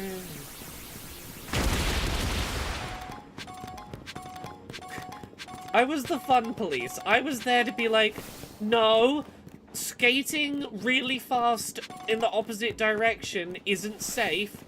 The little kids who aren't as competent at skating, if you bump into them, you're gonna knock them down, and it's gonna be really bad. You've got to only skate clockwise and not anti-clockwise. Skate God sounds like a badass urban fantasy D&D campaign. No, it was my job to make sure that, like, the 16-year-olds weren't roughhousing in the kind of ways that were gonna, like...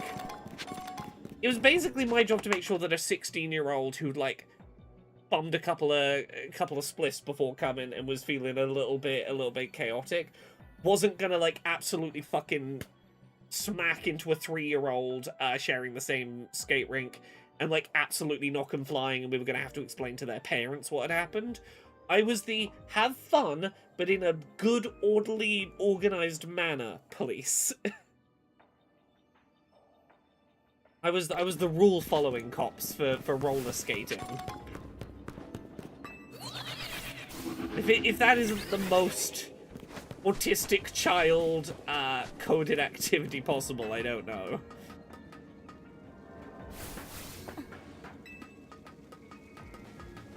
There's a lot of music I associate with roller discos that I also associate with my own lesbian coming out story over the years.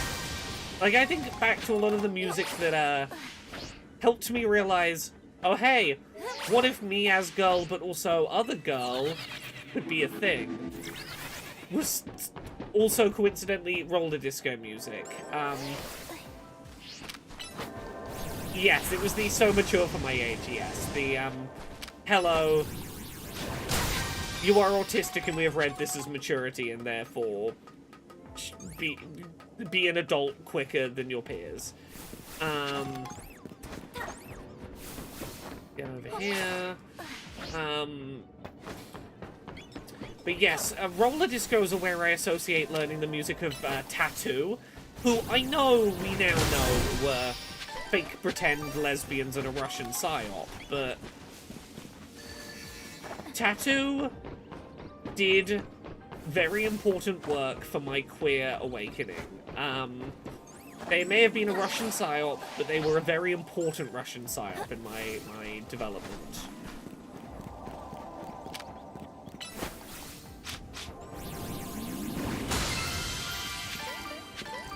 There's supposedly some other Pokemon in here I've not found yet. I don't know where it is or what it is. Can I get back to the roof quickly?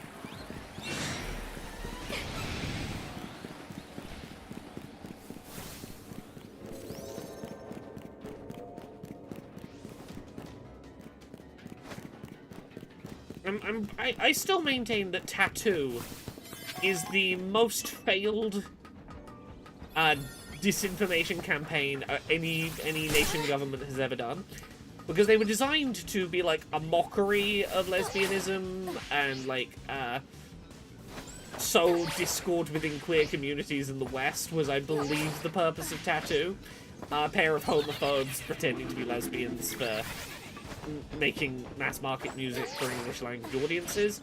I'm pretty sure Tattoo were responsible for more queer awakenings than most artists on the planet.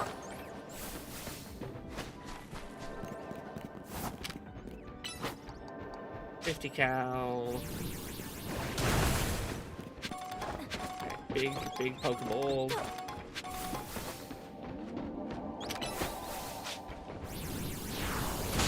Okay, I'll go actually progress the plot in a minute.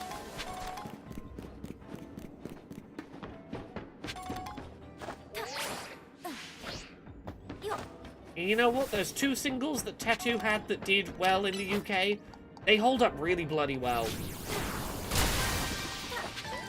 They still rouse exactly as much protest energy in me as they did when I was like 9, and they played on whatever the TV channel with the music videos was. I was like, ugh.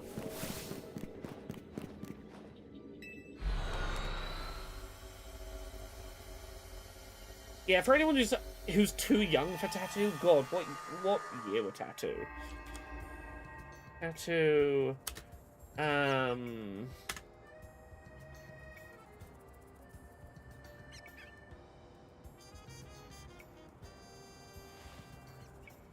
all the things she said was 2002. God, this would have been the same era as Shakira. Yeah, of course it was. I was about 10. They're not going to get us and all the things she said. For anyone who doesn't... I don't know whether these ever came to America. This is 2 songs that were inextricably linked to their music videos. That were music videos of, like, 2, I'm going to say, like, 19 to 21-year-old... supposedly lesbians. Both the songs and music videos were like, I cannot resist that I am a lesbian. Oh no, they're gonna come out, the government and the power structures are gonna come after us for being lesbians. We shall run away into the sunset and not let them take us.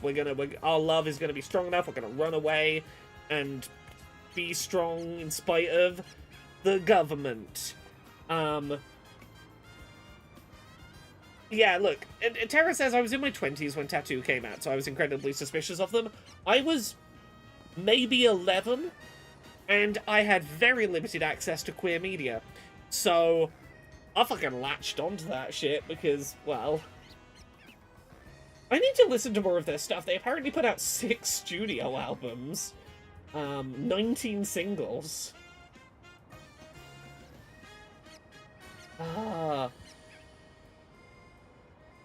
God, I'm really craving some Not Gonna Get Us now.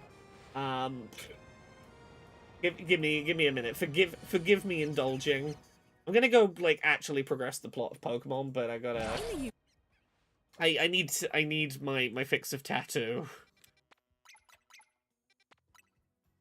Okay, here we go.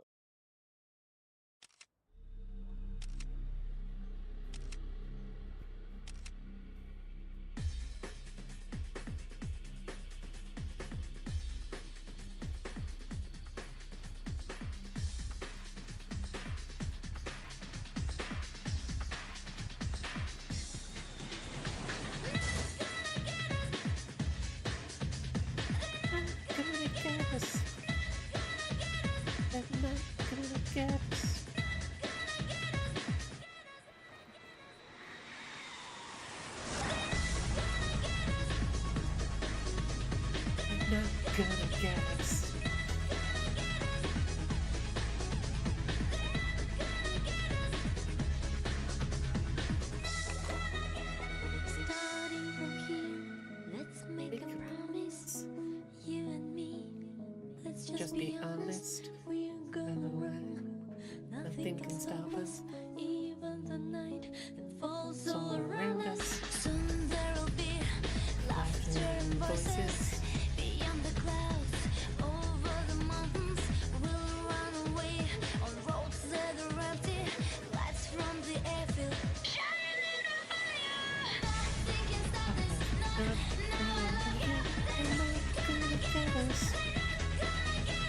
They're not gonna get us.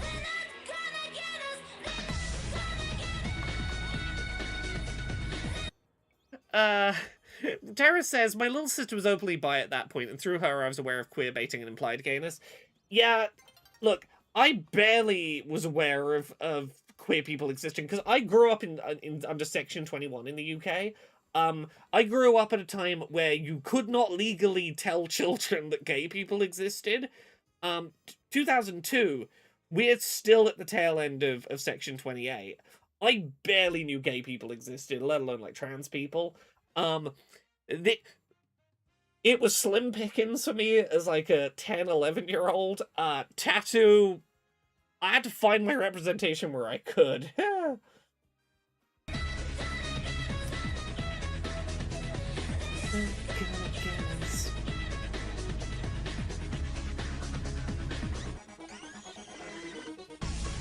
When did Section 28 end in the end? It was...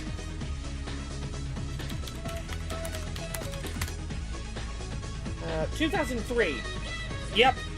There was still another year of me not being allowed to be told gays were real.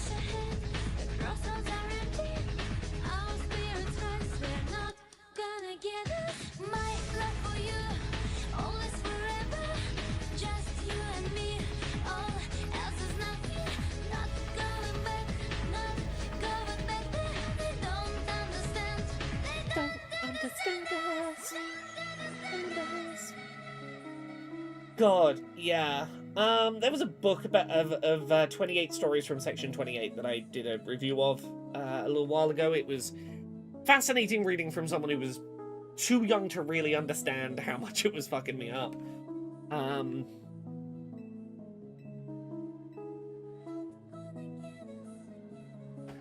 This is the bit that really gets me. Anytime I think of the video game Gone Home, I think of this song. And specifically the "They don't understand us."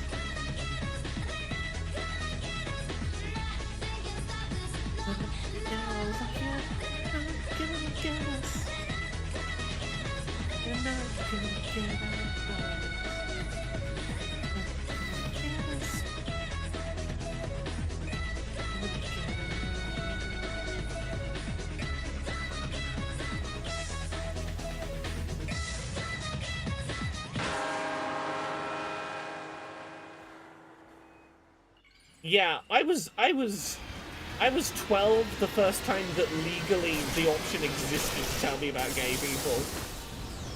So, ooh, they're giving so many of these new megas emo fringes. I fucking love it. So yeah, despite you can correctly point out that you know, that tattoo is not good representation, to which I would respond, that's what I had.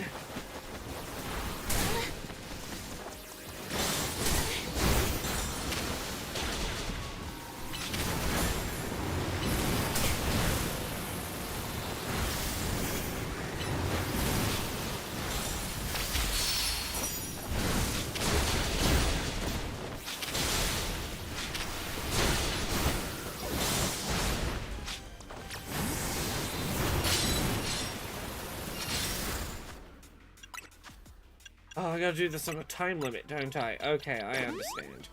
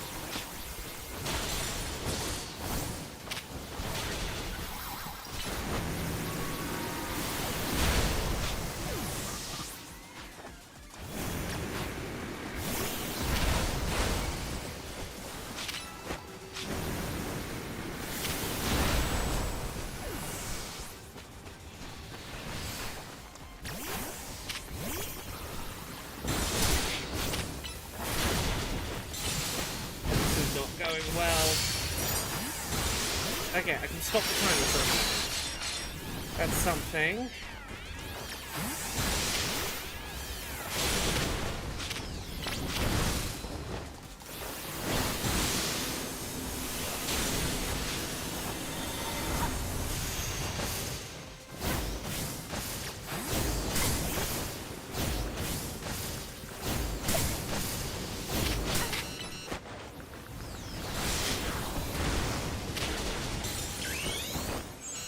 Okay, Mega Evolve.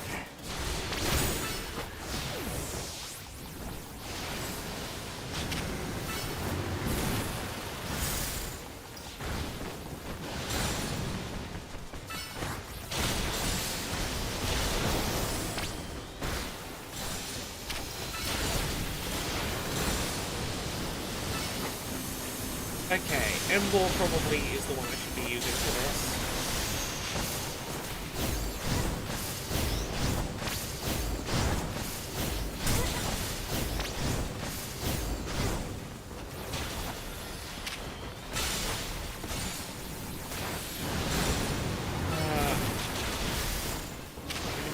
Quicker than this.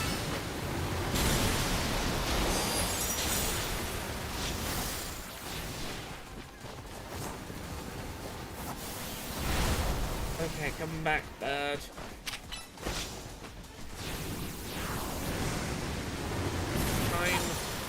Okay, I think I can do this if I try this again. I think I can do this on a second attempt.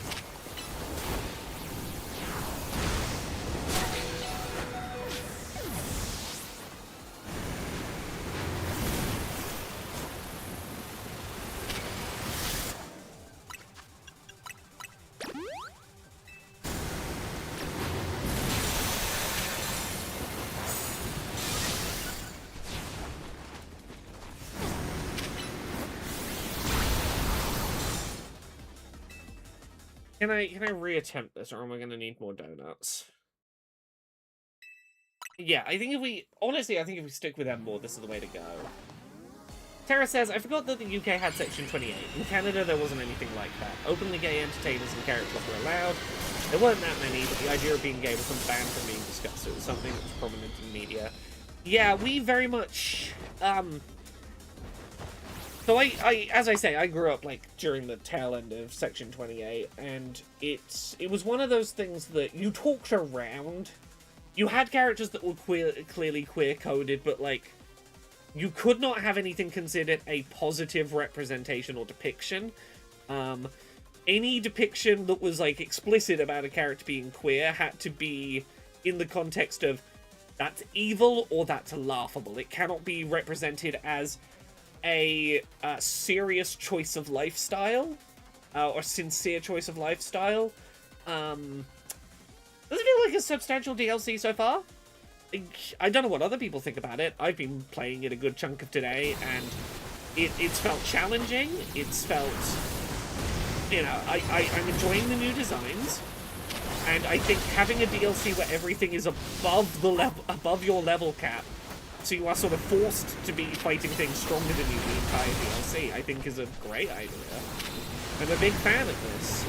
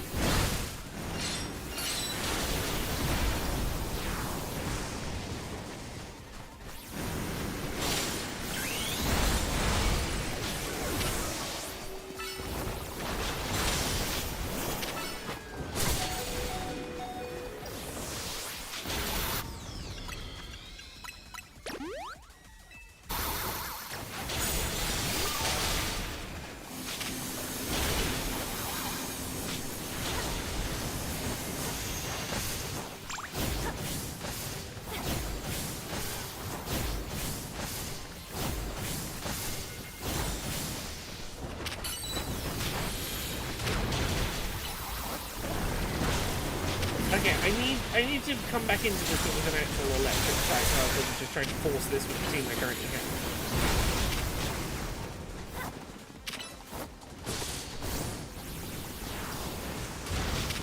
Oh no, the thing over here was you still had queer people being like very prominent in creative fields. They just hid the fact they were gay.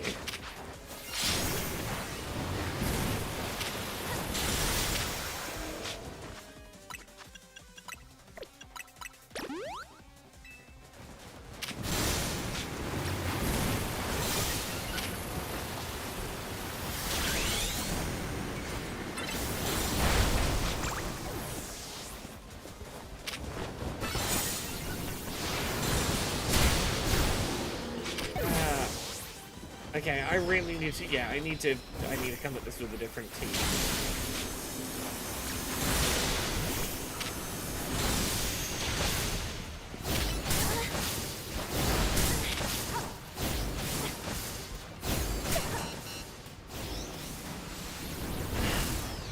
The culture here was very different. It was very unsafe to... It was certainly not a culture here where you could openly go, either I'm openly gay or ain't working. The answer would be, well, you ain't working then. Like, continue with previous progress.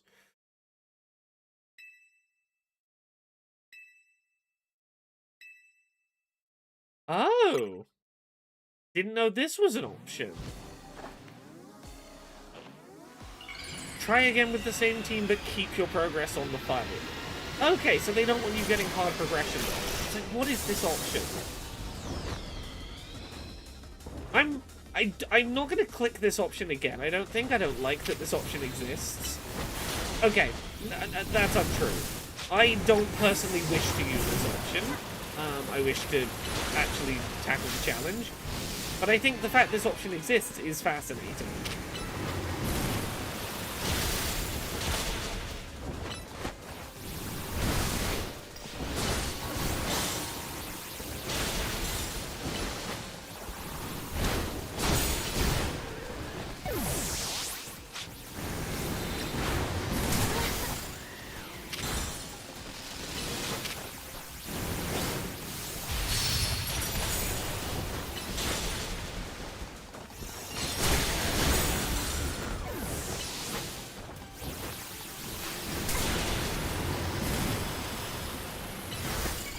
Your Vettel is the one who should be focusing on.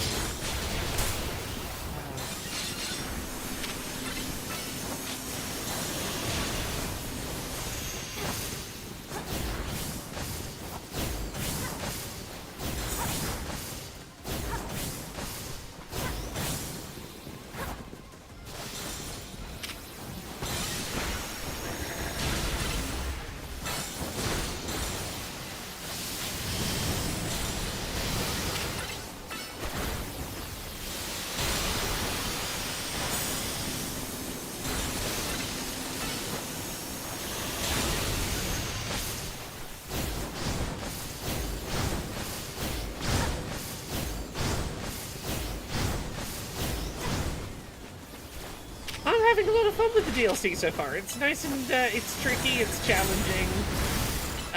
Thank you very much, Talis Alangel, for the 40 months sub. Yeah, I'm having a great time with this absolute chaos of a battle.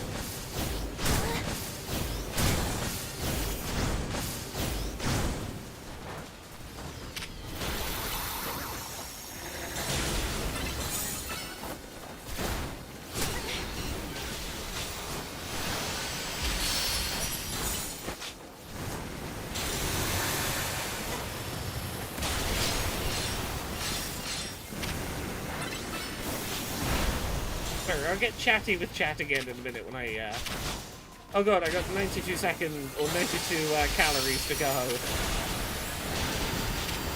Oh god, speed is going to be the problem here, isn't it?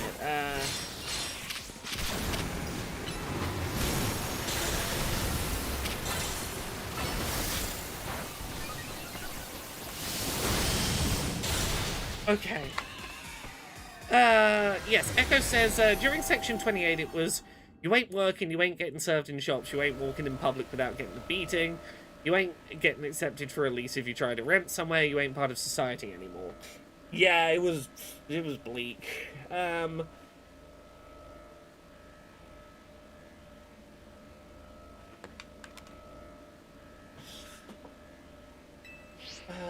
There we go. Ooh. We did it.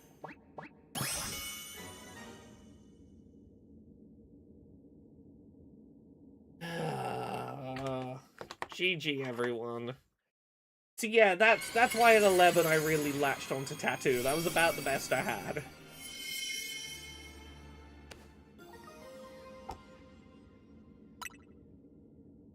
There we go. Megastar Raptor Stone. Okay. Yeah, these Rogue Mega Battles have been a real fun challenge. Okay, another giant Pokeball. Is it gonna be some new butter? I bet you it's gonna be some even fancier butter. Lots of berries. Hyper Pomeg, Hyper Kelpsy, Hyper Quailot, Hyper Hondu. And some butter.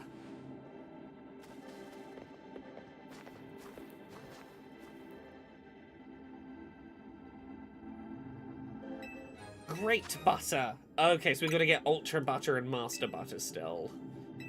I see what we're doing.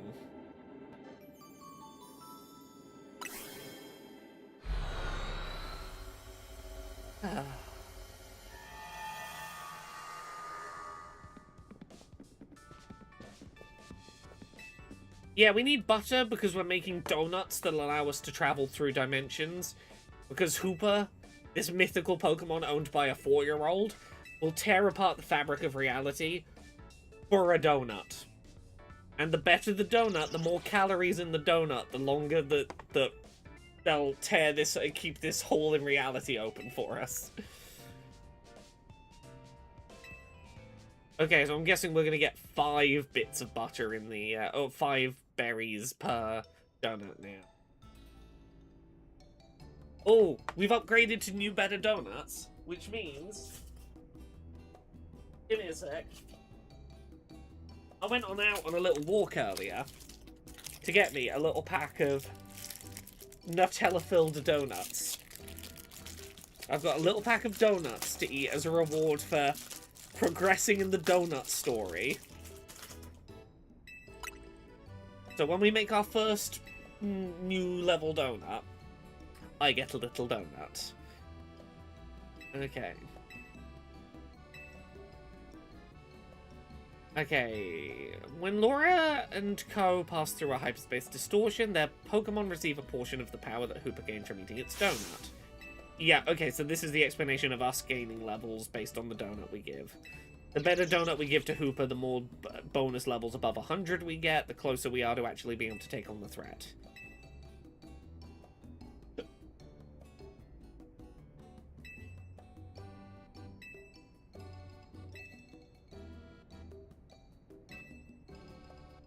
Okay.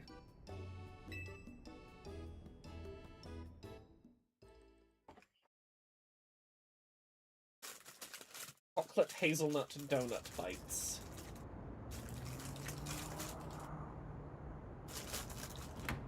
Yeah, no, we couldn't start this quest when we had regular butter. We had to go find the fanciest butter in all of Paris, essentially.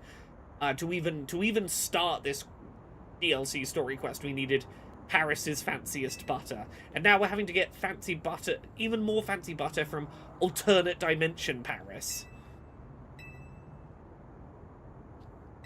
There's maybe a Pokemon in the portal above the Eiffel Tower. I'll have to make even more donuts to find out.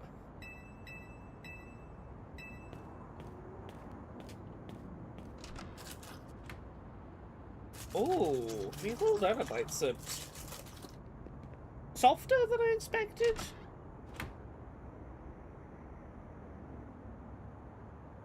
Well, that's a good donut.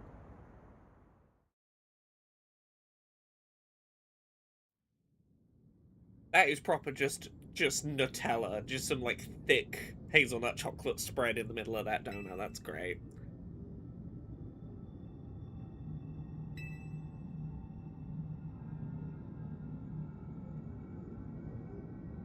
What does the train ticket do? Absolutely nothing. We frequently used to do, and I need to get back to doing them, train simulator streams. Fun fact, I am a world record speedrunner in Train Simulator. But it was just, hey, we're hanging out and doing first-person train driving simulator streams. People wanted something to spend the channel points on, and it was, I got a train ticket to come ride Laura's train that we're riding. And that's what the train ticket is. It is a holdover from me doing train simulator speedrunning streams, and everyone being on my fictional train while I speedran trains from London to Brighton without stopping at any of the stations.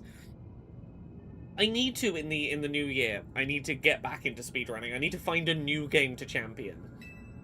I have some candidates for new game to be the world's best speedrunner at.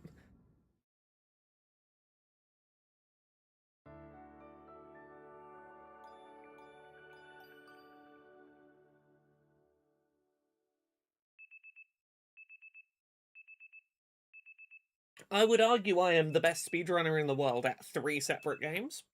Train Simulator, Cooking Mama Cook Star, Babysitting Mama. I have candidates for next game to make my personality. I've played Boyfriend Dungeon in the past. I haven't looked into its speedrun community.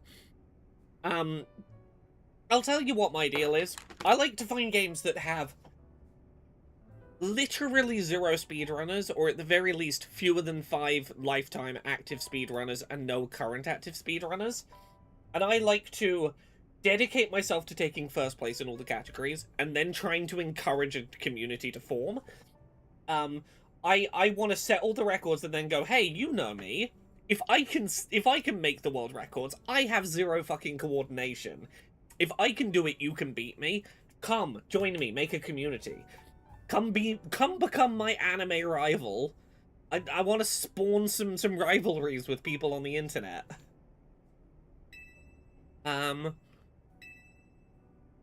Pokérom. I need to reclaim my Pokérom speedrun records, which is a mid-1990s PC edutainment title, or series of titles, where you solved basic math problems at speed to reveal a picture of a Pokemon. I was able to say at one point, I am a first-place Pokemon speedrunning world record holder, thanks to the technicality that is Pokérom.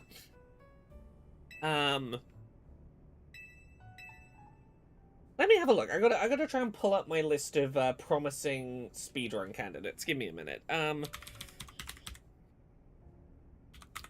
gonna have a look live at stuff that seems interesting. So we're gonna let up the list of all games bought by fewest runs. So we're starting with games that have 0 speedruns. Alex Kidd 3, Curse in Miracle World for the Sega Master System, no speedruns. Some of these are games that haven't come out yet, or they're like little flash games and stuff. What you want is you want to have a look through here for stuff where it's like, oh, I've heard of this. I know this game exists, and no one's ever bothered to speedrun it. So you can get your de facto first place to like get rolling. And then you start learning the bullshit. Yeah, Alex Kidd is not recommended, but it caught my attention because it's like, that's a no-name game that I'm surprised to see on the 0 runs list. Although maybe I shouldn't be. I'm having a look in real time. Catwoman on the GBA. That honestly sounds kind of funny. Colin McRae Dirt 2 on the DS. Dementium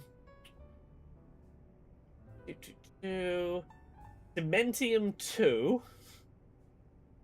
I'm skimming through. I'm gonna find some interesting candidates as we go here. Several Doraemon titles. Dragon Ball Z Battle Taiken Kamehameha 2. Yeah, there's a few Dragon Ball titles. Dynasty Warriors 8 has no speedruns. Dynasty Warriors Gundam 3, 0 speedruns. And some of these are just, can you be bothered to sit and get to the end of the game in a sitting? Fall of Porcupine has no attempted speedruns. That's a game I could play in one sitting and be a world record holder on. I'm scrolling through a lot of absolute just like shovelware bullshit. As is always the way when you sort by fewest runs. You gotta really dig to find something you would want to speedrun that no one has bothered. Harvest Moon games, I can imagine why no one's bothered to run those. Just because of sheer length. Hometown Story, yeah, a lot of stuff in that genre. Hunter x Hunter Nen Impact. Desert Bus speedrun. Give me a second. Give me like 5 minutes. I will find something interesting this method. Kumamon Run. Looney Tunes Back in Action GBA.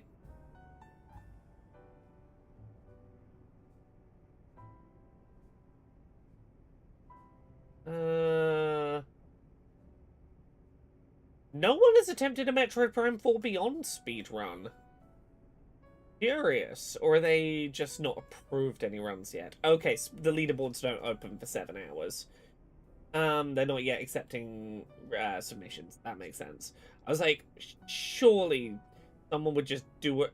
Mighty Morphin Power Rangers Sega CD. I could be a Power Rangers world record speedrun holder for a Mighty Morphin game. Ooh. If that speedrun accepts emulator runs, see, that's what you gotta do. You gotta find something where it's like, I care enough about this property that I would be bothered to...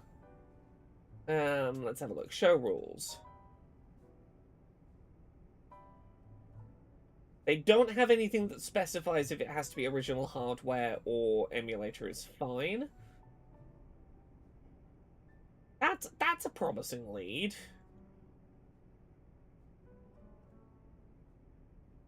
For a completely dead speedrun community, I feel like if I submit a emulated run, they would probably accept it just to have... They'd go, hey, you actually want to run this game, help... Usually that's how it ends up going, is you help us set what the speedrunning criteria should be for this game.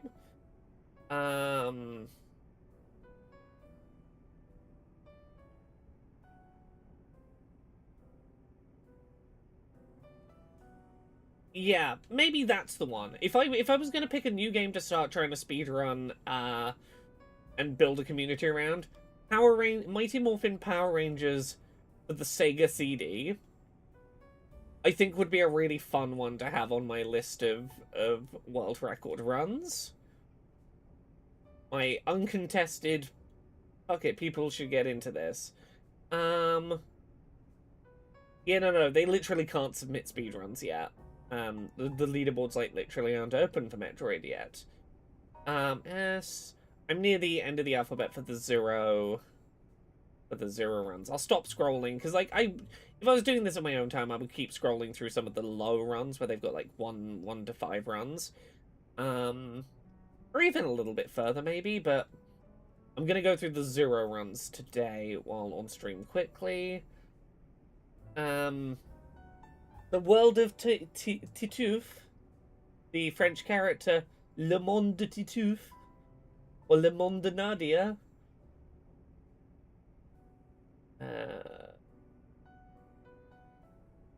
Ultraman for the NES.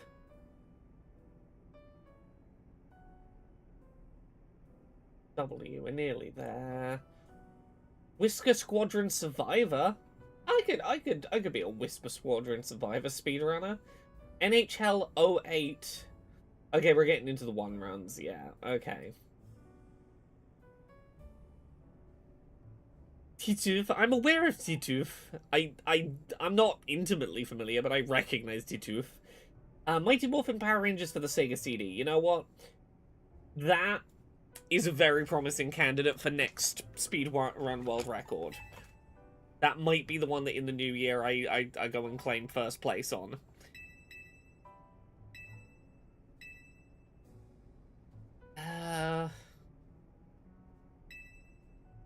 Okay. Let's put a Team MZ logo on your thing. Okay, I can't bring myself to stitch up your Hawk to a coat with our logo. We'll give you like a little sticker or something. Okay. Be good until then.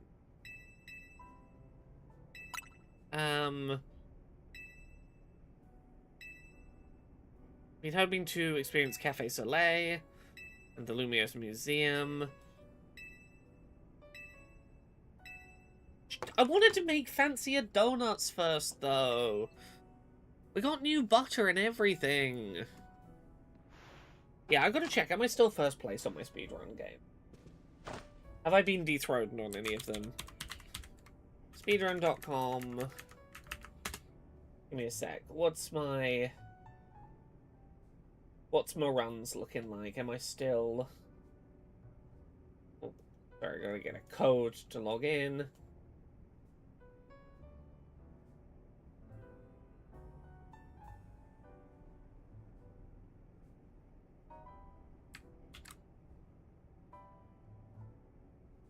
You got me thinking about me speedruns now.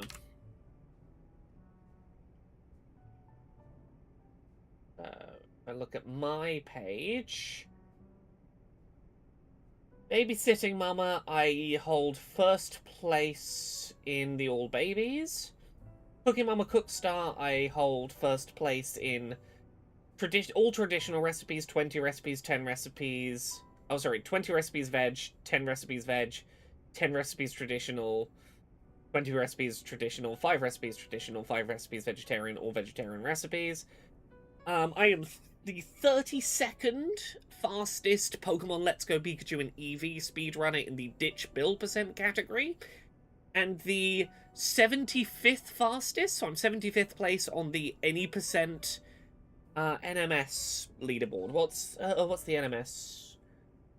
I need to double check what the NMS category is. I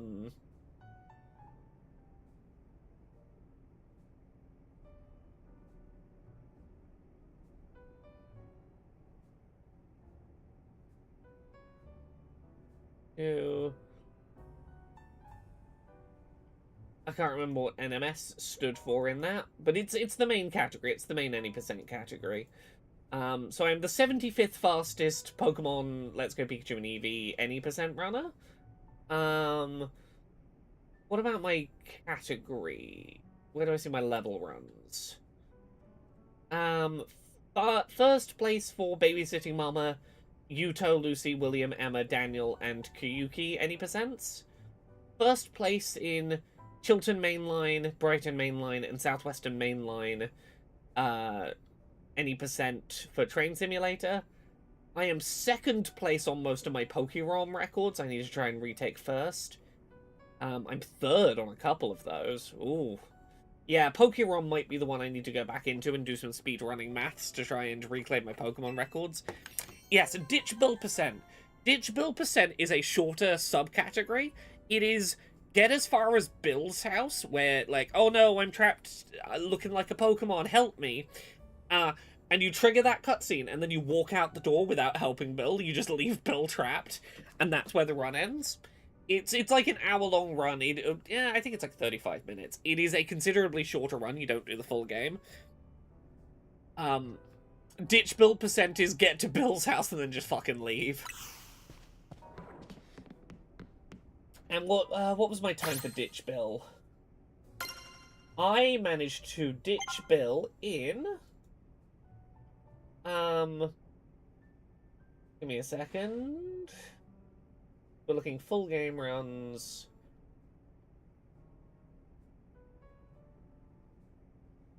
"39 minutes and 54 seconds. The fastest time for Ditch Bill is 32 minutes. Okay, so I was about 6.5, 7 minutes behind record. Most of your time save is going to be how effectively you, if you're able to bump into a Chansey as quick as possible in, Mount Moon, like, a large Chansey in Mount Moon will fucking speedrun you through, like, the latter portion of that speedrun. Oh no, I can't get donuts. Oh no. Okay, I've got to actually do the story for a minute. Okay,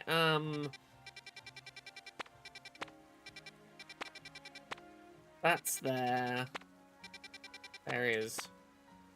Side mission plus Megastone. That side mission. Oh, we got a bunch of side quests. Hello. Introversion, the cafe for those who like communicating, but maybe just not face to face. Oh, you got a whole coffee for cafe for introverts. This coffee tastes like it's been laced with salt, a lot of salt. Our introversion blend is known for its delicate sweetness and rich aroma. There's no way it should taste salty of all things. Oh, I thought the gimmick was going to be all the food tastes terrible, but they're too introverted to say anything about it. Okay, I gotta go defeat the salt Pokemon so that they can... Oh, please, I wish there were more business establishments that explicitly by name catered to introverts. Hello, we'll talk to you as little as possible. We will take your order and we won't communicate any more than is necessary.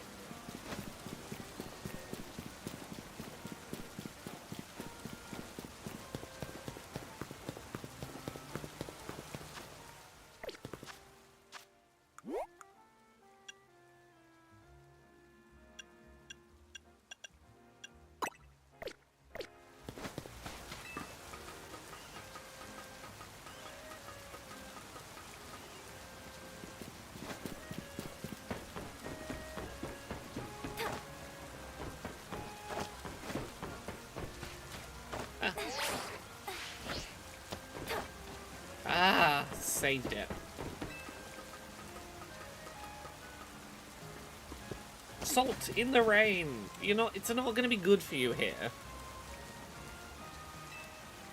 Yeah, I'll try and catch a little salt crystal. Screw it. I don't get to make donuts in the donut place yet, but I'm going to eat my little donut. Because why not? I deserve it. It's Pokemon Day. Oh.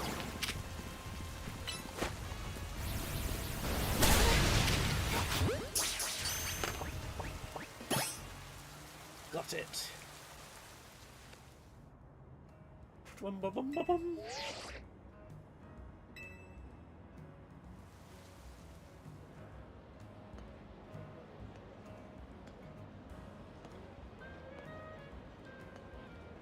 Terra, the game won't let me get overpowered. If I barrel ahead without doing the story, I will be facing higher level Pokemon. My Pokemon will still only be level 100 plus whatever level donut I make. I literally cannot get stronger without doing the main story quest. If they allowed me to just go do side quest content without doing the main quest, all I would be doing is making the game harder for myself. Oh, Rule Spider says, in Paris, there are 3 old cafes that have a "we are a reading cafe" ambience. Have been standing for a long amount of time. I don't remember the name of that trio of cafes.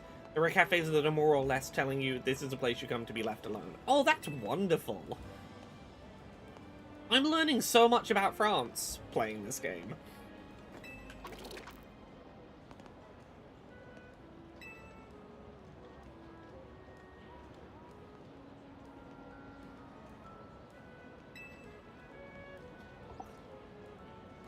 I'm glad you enjoy your very salty coffee.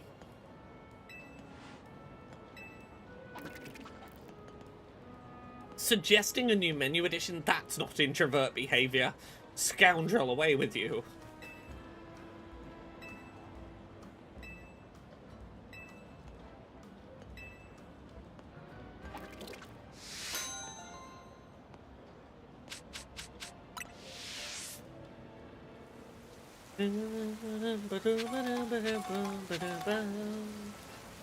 Okay, where else has side quests? I can work around this side.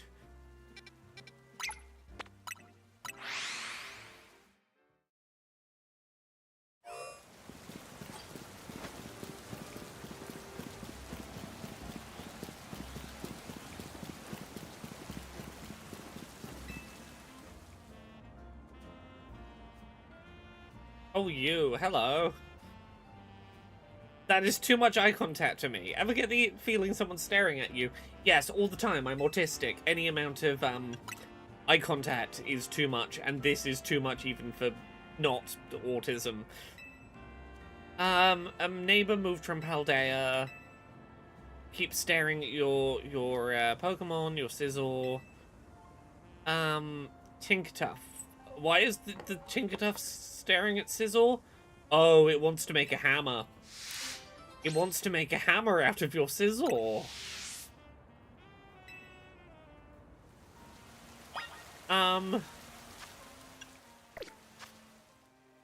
Oh god, I see where this is going.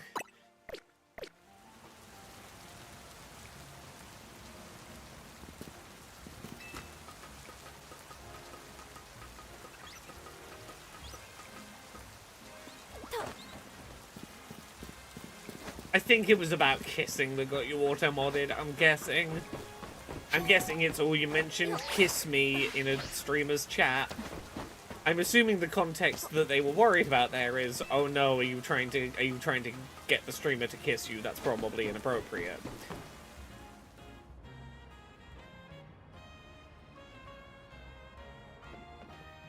Hey! The neighbor's Sizzle. Yeah, sorry, my Tinkerton wants to murder it and make it into a hammer.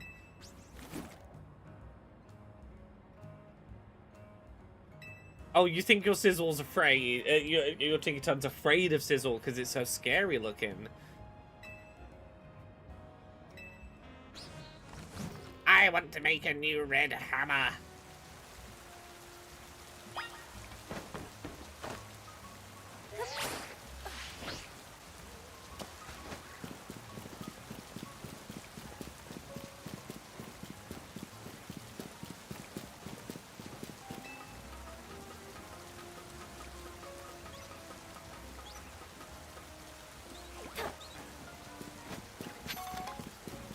Hello?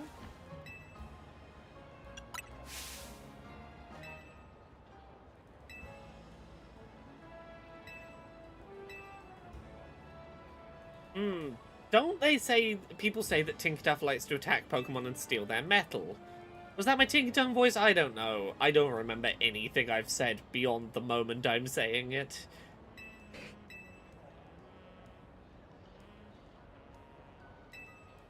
Okay, can you get her to understand our feelings? Okay, let's have a little sit-down tea party or whatever. Come on, just talk to each other. Put your Pokemon back in their balls if you need to. Just you two humans have a conversation.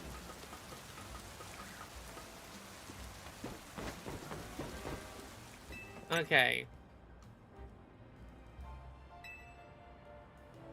My Tinkerton would never attack another Pokemon just to get more metal. Well, almost never. Yeah? We just moved here, we're uneasy, and they're saying we're scary. I want proof my neighbor Scizor isn't glaring at Tinkerton to intimidate him.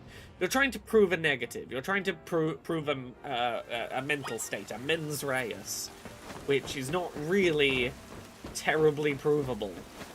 Okay, hello, sir. I'll come back with more news.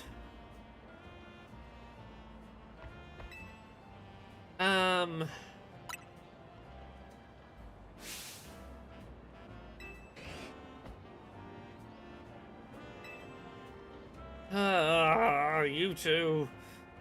Okay. How are you gonna prove that you're not scary? Face-to-face meeting. Okay, I'll mediate. We are playing Messenger between two neighbors, yes. Okay. Literally, they could shout from the distance they're at and hear each other. Even if they won't get any closer, just be like, my Tinkerton's scared of your Scizor because it looks mean. Okay, let's go meet.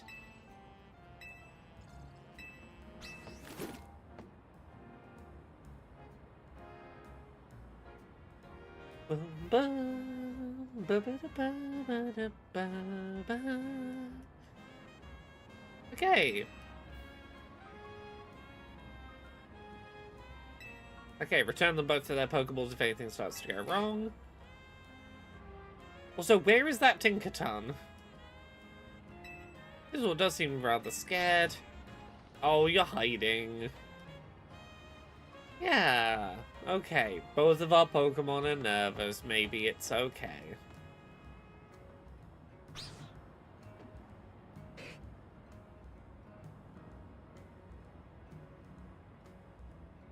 I so desperately want the Tinkerton to just bash the the scissor over the head now.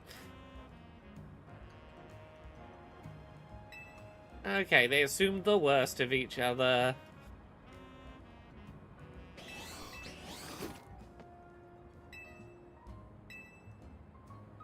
Oh, now you're friends. Don't go ripping the metal off the chimney. I heard that sound and I really did think the Tinkerton had just fucking clocked Scizor over the head. Ah, okay, you only steal inanimate metal. That's good.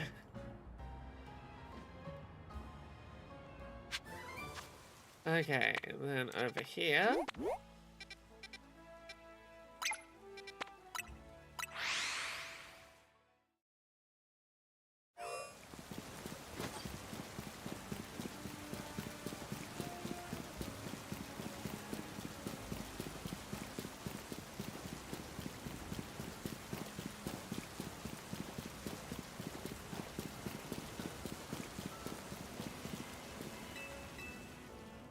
Okay, wild zone management.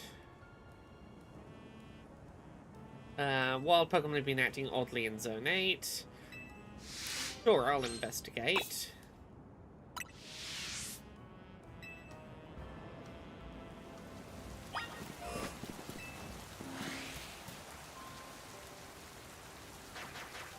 Okay, you're not even burrowing in the sand. This is odd. Is there a big alpha wild mega in the the dirt or something?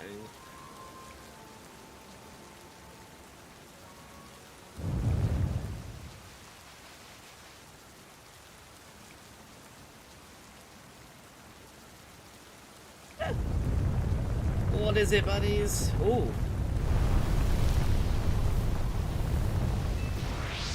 And gusts. Okay. That's fine.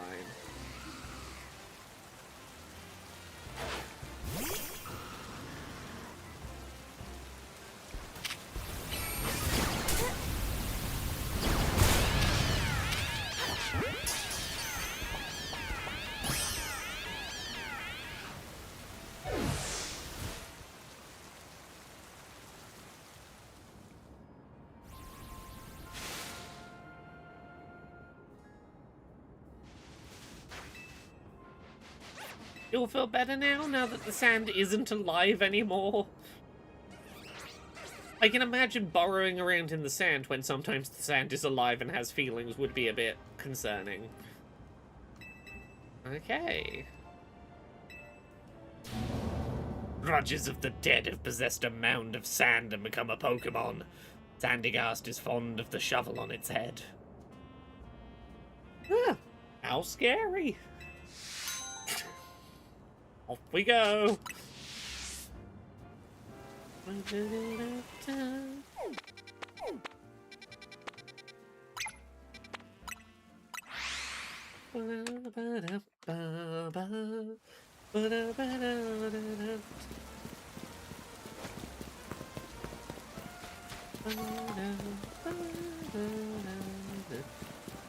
Oh, you want all types of Meowth? No, you already have all of them, I think. Hello, Meowth Trainer. What do you want?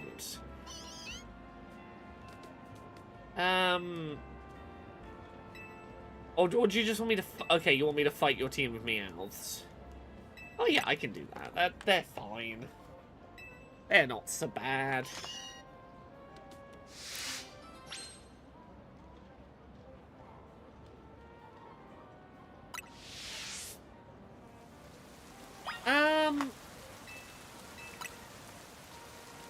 If Mimikyu is in Lumiose, it could be in the DLC. I've not looked at a list of what's in the DLC yet.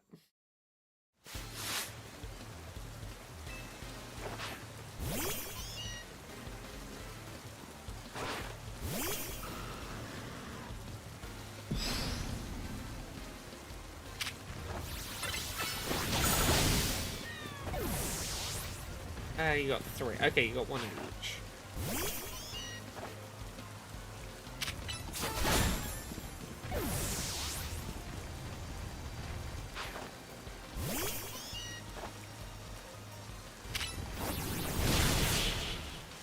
Sorry, miss.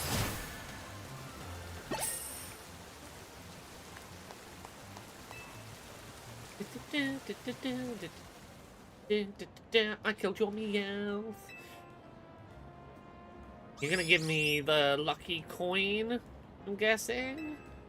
Oh, you're gonna give me one of the 3.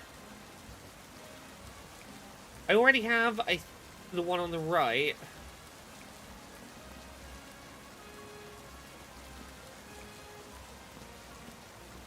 So for this one? Because I can evolve the one on the right that I already have into a Berserker. Oh, I'm just looking fierce.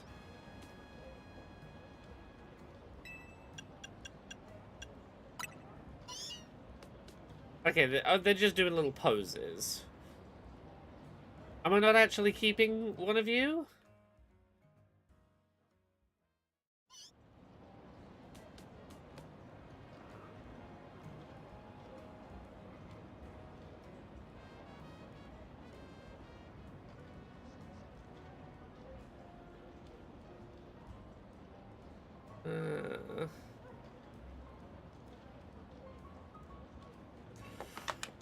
Okay, I'm gonna watch a TikTok from Arevia quickly. She sent it to me. She says that I'm gonna love it. I'm assuming it's an accessibility related thing. I see the phrase "find your words," and I'm gonna assume this is a game about helping non-verbal children start speaking, would be my guess. Give me a sec. Oh my god. I'm watching Wholesome Snack and they have a game. They're called Find Your Words. And the kids is a game about kids going to a camp, like a summer camp, and then some of the characters they can't communicate like with their voice, so they use sort of like an ACC tablet, or they have like a pamphlet, and then there's like a lot of ways you can communicate with the other characters without using your voice. It's so beautiful. I love how gaming can be so inclusive and show that there is so many ways of living your life. And it's so much easier now than when I grew up to see disability representation. Oh. Thank you so much for having this game. Coming in 2026. Find your community at summer camp, one friendship at a time. Short, cozy game.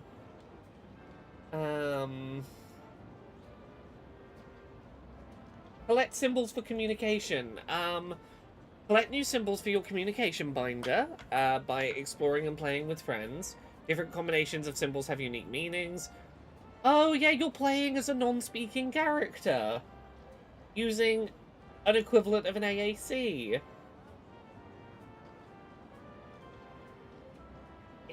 Created by 2 dads inspired by their non-speaking kids' journeys using AAC.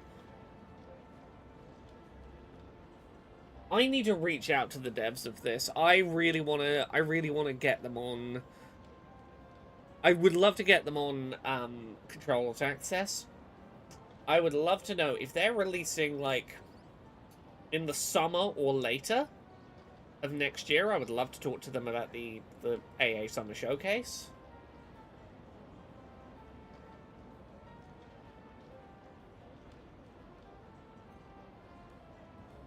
Oh, this is lovely.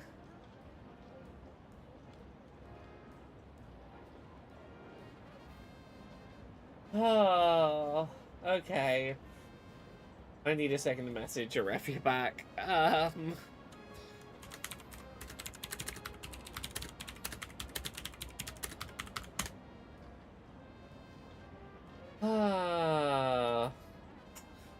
Well, that's yet another thing I gotta find time to do before I wrap up for this year, because, ooh.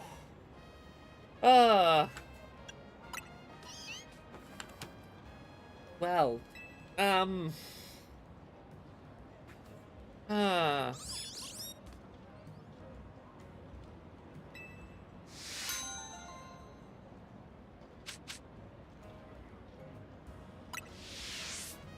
sorry, I don't really know what to say all of a sudden. My brain is just kind of gone now.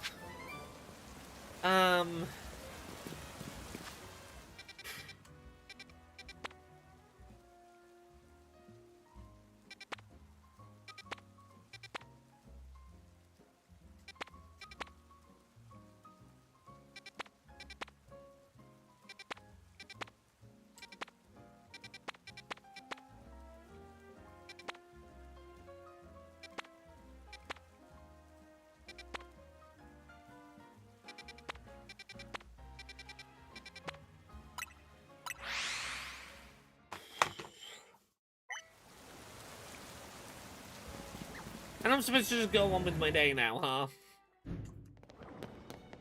Thinking about that sweet little game.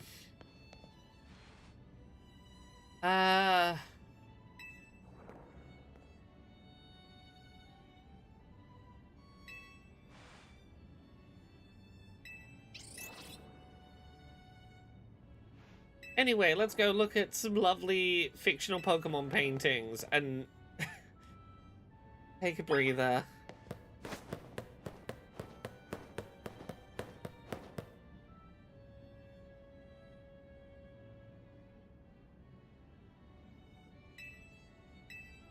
The gym leader there is pretty mystifying. It's a 1500-year-old painting.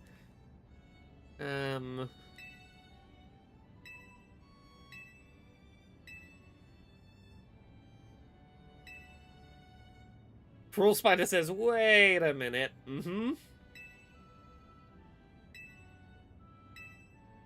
Yeah, you got suspicions about that painting, do you, Rule Spider? This one right here.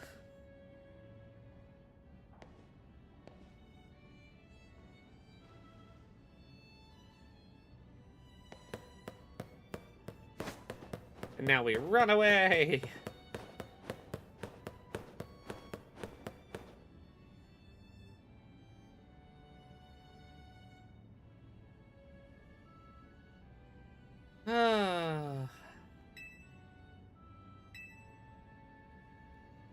It's a very normal looking painting.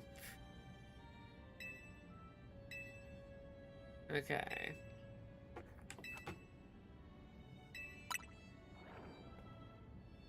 Yeah, the world won't disintegrate or whatever. This'll be fine. Okay. And what's on display over here?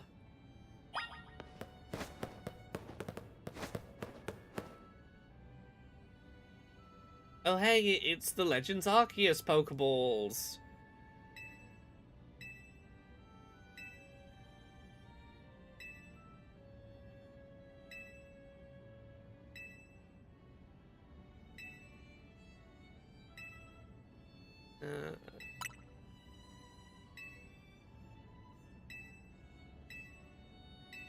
Yeah, we can teach. Look, you've already got a mythical Pokemon. We could teach you to be a trainer if you wanted. That Hooper would probably wreck house.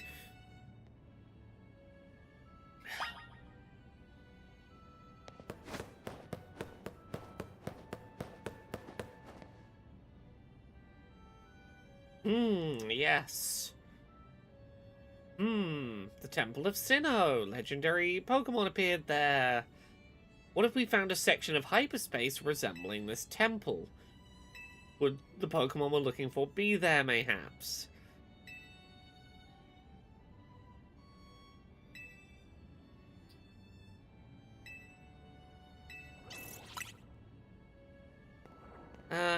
It's about 6 months ago. Hooper looked much worse for wear, had lost a battle with a big Pokemon it played a prank on, made it a donut, it was happy, it's helped out since. I would love if they voice acted Pokemon, but they ain't there yet.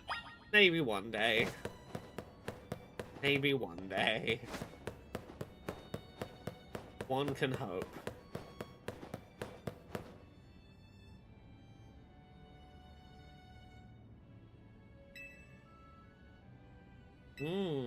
The Tower of Mastery. Okay, hung out with my grandpa a lot, followed his footsteps. I look up to my mother very much. I'd like to gift her that Pokemon. Hey, look, if you give your mom a Rayquaza, I think you are... If you can get a Rayquaza to give to your mother, I think you are perfectly ready to be a Pokemon trainer at that point. Who says 4 years old is too young to go off into the world and start your grand Pokemon adventure?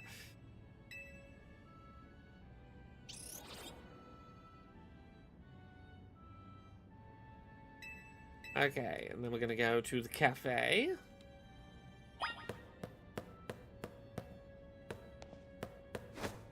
This way.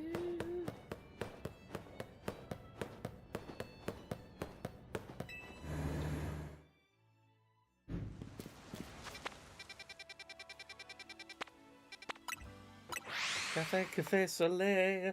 Cafe, cafe, soleil. Here we go.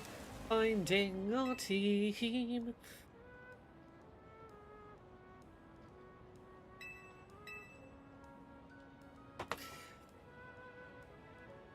Now, I still have, luckily my breasts are small and humble so you don't confuse them with mountains, stuck in my head. But then I thought, what if that was Pokemon? And then I jumped to the parody version that's now in my head, which is about the Pokemon Boldore, because it looks kind of like a mountain. Luckily my Boldore small and humble, so you don't confuse it with a mountain.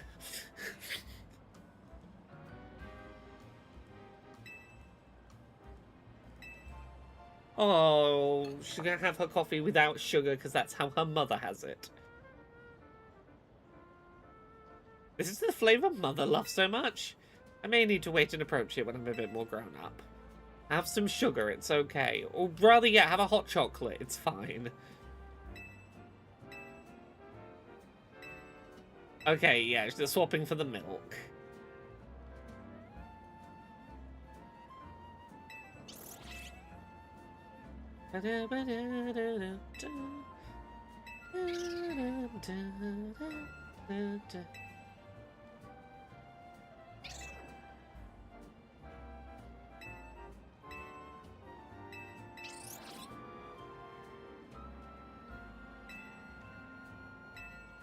Yeah, very impressive, your whole donut making endeavor. Sure, kid. Hooper pried open the distortion. I couldn't find my curiosity. And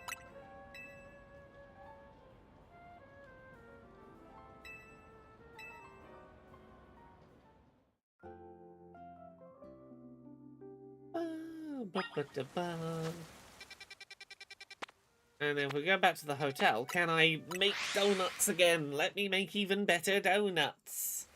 Go on. Let me have stronger donuts. I'll go nuts for those donuts. Don't know what that voice was. I'm glad you had a nice time being a tourist.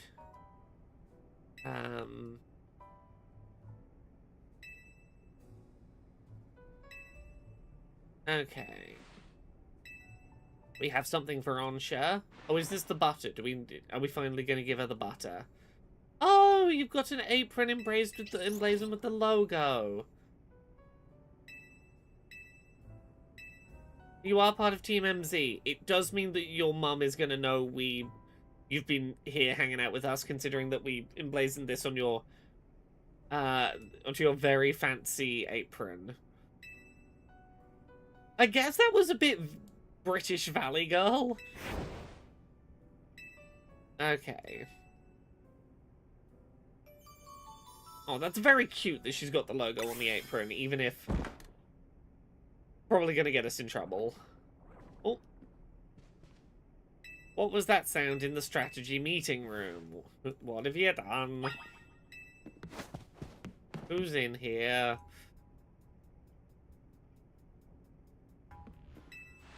Oh, it's ghosts. We got the ghost.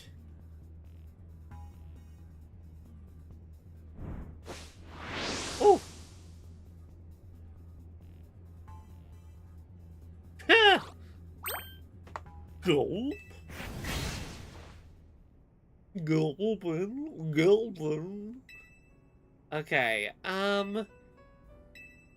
okay, Pokemon are just appearing from the other dimension, falling through holes. Okay. Okay, you can just live here, sure, why not?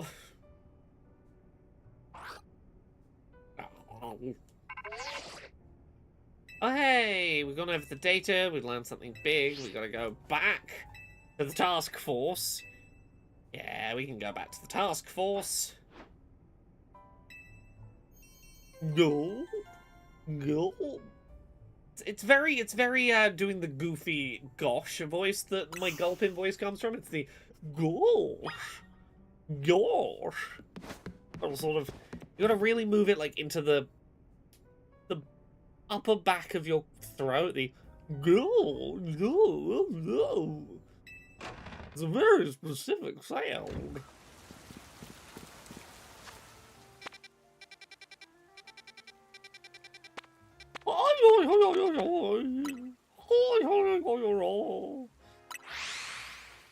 Where does that sound? Where is that sound from? I feel like it's Goofy, but I can't place. Like it's like an injured Goofy noise that lives somewhere in my brain. Yeah, I can't place where Goofy does that sound. Like, I know it's not perfect, but I'm like, there's something that I'm trying to emulate there. Your favorite streamer just posted a photo. Was it me? Did I post the photo? Oh, God.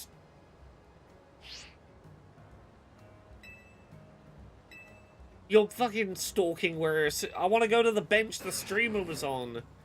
Oh, it's when he falls from a high place or something. You're right, that's what it is. Oh, no. It's getting worse the more I do it. Go open.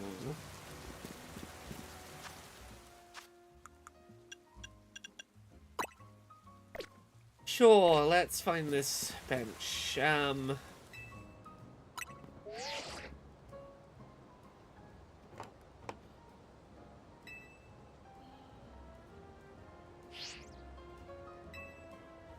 What is this quest called? Has anyone yet located this bench? I don't know if I can be bothered to look for it at this moment.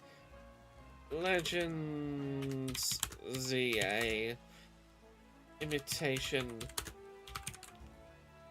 Lottery Quest.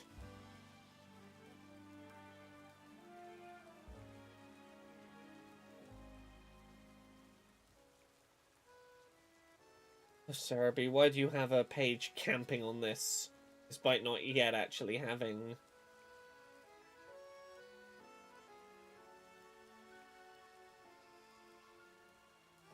Don't make an empty page with the name of the side quest, but without the answer to the side quest, so that you're the thing that pops up at the top of the bloody stream. Have a good night, Tara. Have a good rest. I'm gonna stop grumbling at the game for having done a very basic thing. That I'm like, oh no. Well, not the game, Cerebi. Like Cerebi, you're good, but don't keyword camp a side quest name on an empty page.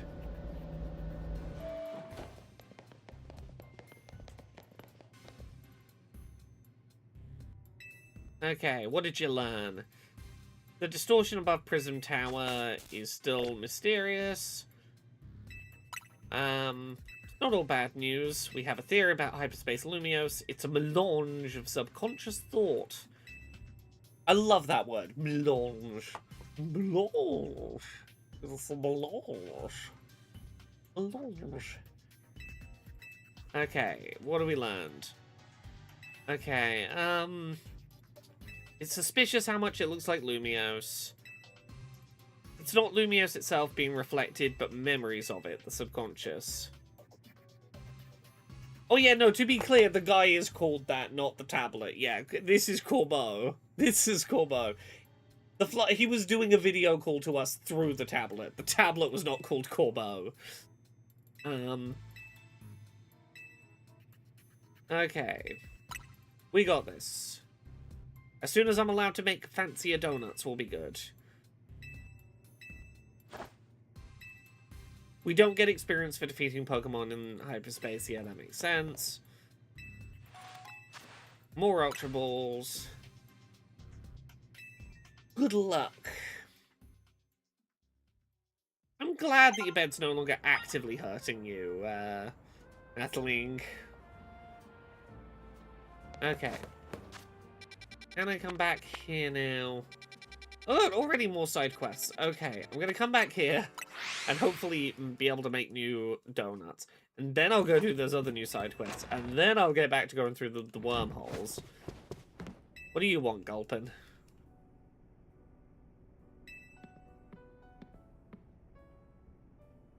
Okay. I could share a donut with it.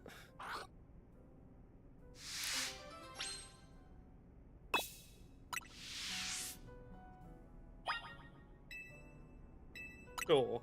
You can have one of my not-so-great donuts.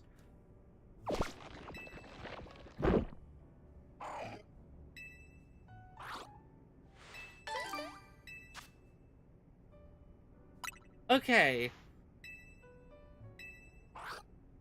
Feed it donuts you don't need, and it might give you unusual berries to work with. Okay. Yeah, let's... Okay, we can use 5 berries now.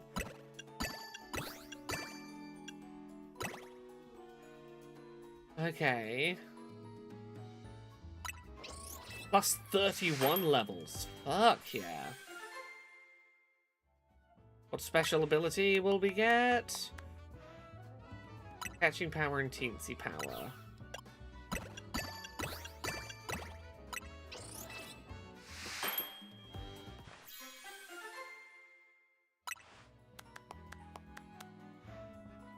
Plus 24 levels.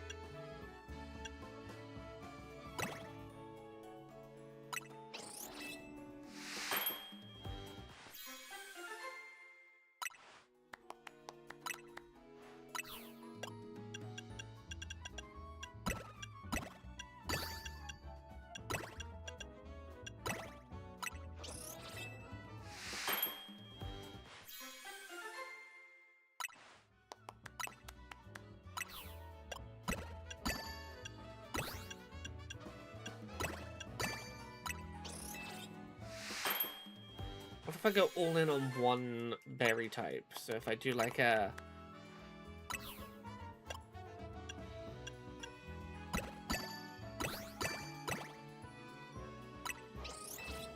all in on one berry. 5 of the same berry will do. Plus 24, 600 cal.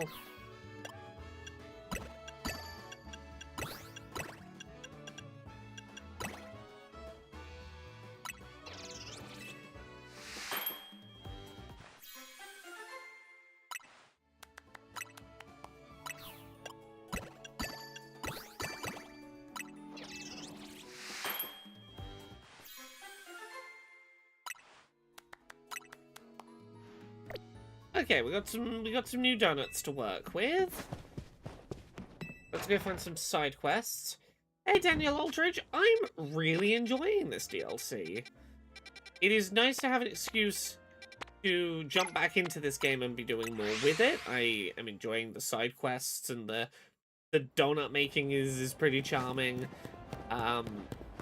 It's a nice little spin that is breathed some more post-game life into this. Okay, the Dorme Bien Cemetery is a gravestone that moves at night, only under certain conditions. It has to be nighttime. Only one Pokemon with you. Enter the cemetery from the northern gate.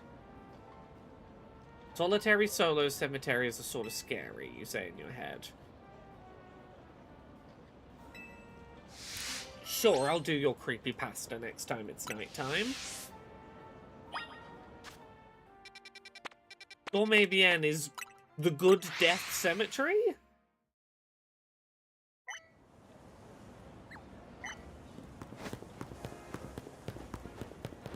Sleepwell Cemetery, yeah. Sleepwell, yeah. Dormez-vous. Frère Jacques, dormez-vous.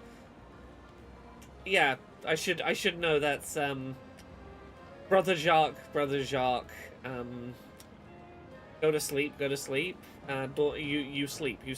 Dormez-vous.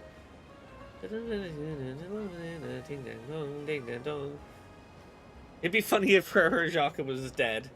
Yeah, I should know that. Frère Jacques, dormez-vous. Are you sleeping? Sorry, yeah, it's a question, isn't it? It's not you sleep, it's you sleep, question mark. Dormez-vous? It was never sung with the question mark inflection growing up in the UK, but I suppose it is dormez-vous, it's question mark. No, I don't know the words to that next section. It's I sung it there and I'm like, that I'm not convinced. Frère la mattina. Okay, yeah. Okay, I wasn't far off. Ring the morning bells, yes. And that would be the ding dang dong, ding dang dong. My recollection of a French nursery rhyme isn't terrible, I don't think. All the bells are ringing, all the bells are ringing. Yeah. Okay, you want spicy food. You need a Scovillain. I don't have one currently, but I'll remember and I'll come back to you.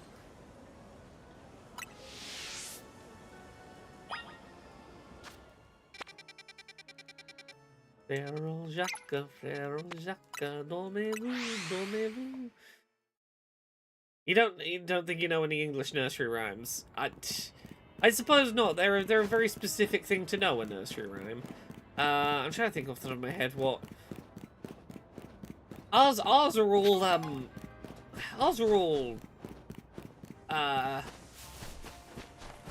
depressing as fuck. Rockabye baby on the treetop. When the bough breaks, the cradle. When the wind blows, the cradle will rock. When the bough breaks, the cradle will fall and down will come baby, cradle and all. For some reason, there's a baby in a cradle up in a tree, and then the branch breaks and the down will come baby, cradle and all. Oh yeah, row your boat gently down the stream. If you see a crocodile, don't forget to scream. Ah. You know, we've got some. Corvus Squire. It's got a silk scarf. It seems dear to it. Looking for the owner of that scarf. We're looking for the name Destin. Yeah. Okay. We gotta find out who Destin is. Sorry. Yes. Merrily, life is but a dream. Sorry, yeah, if you see a crocodile, don't forget to scream is the, like, children's playground version where you're like, we fucked it up. I had forgotten that merrily, life is but a dream is where it was meant to be going.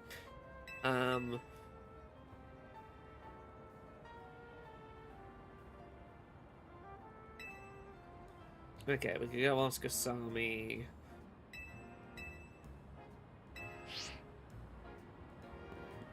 Look, it's the height of edginess.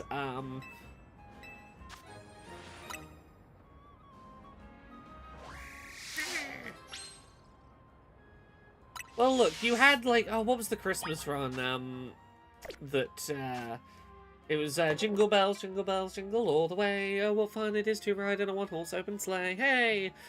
But, you know, if you're an edgy child, it was, jingle bells, Batman smells, Robin laid an egg. The Batmobile lost its wheel and the Joker got away. Hey!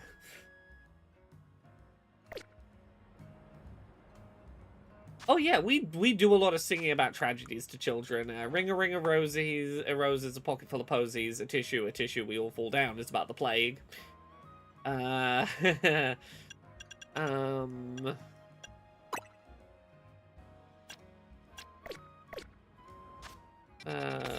going for this one down here. London Bridge is falling down, falling down, falling down. London Bridge is falling down, my fair lady. Yeah, about, well, the collapse of London Bridge, obviously. Well, then you just have really stupid ones like, there's a hole in my bucket, dear Liza, there's a hole in my bucket, dear Liza, there's a hole. Well, fix it, dear Henry, dear Henry, dear Henry, we'll fix it, dear Henry, we'll fix it right now. Etc., etc.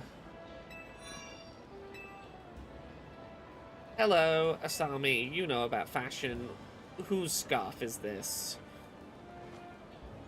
I believe the Lost Pokeball guy can collect from hyperspace, apparently.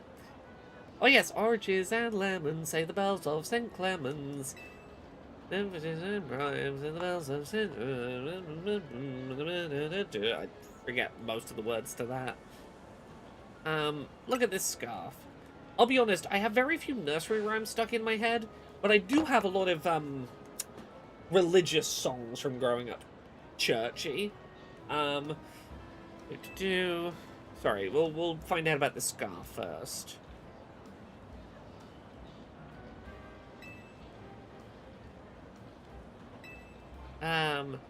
These scarves were given to new students at a certain school in Galar from 3 years ago.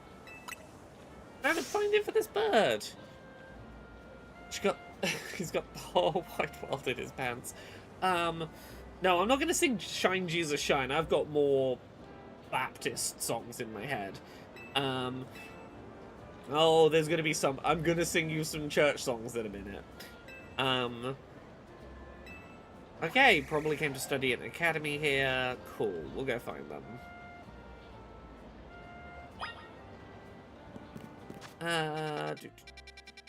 Up here. He came from heaven to earth to show the way.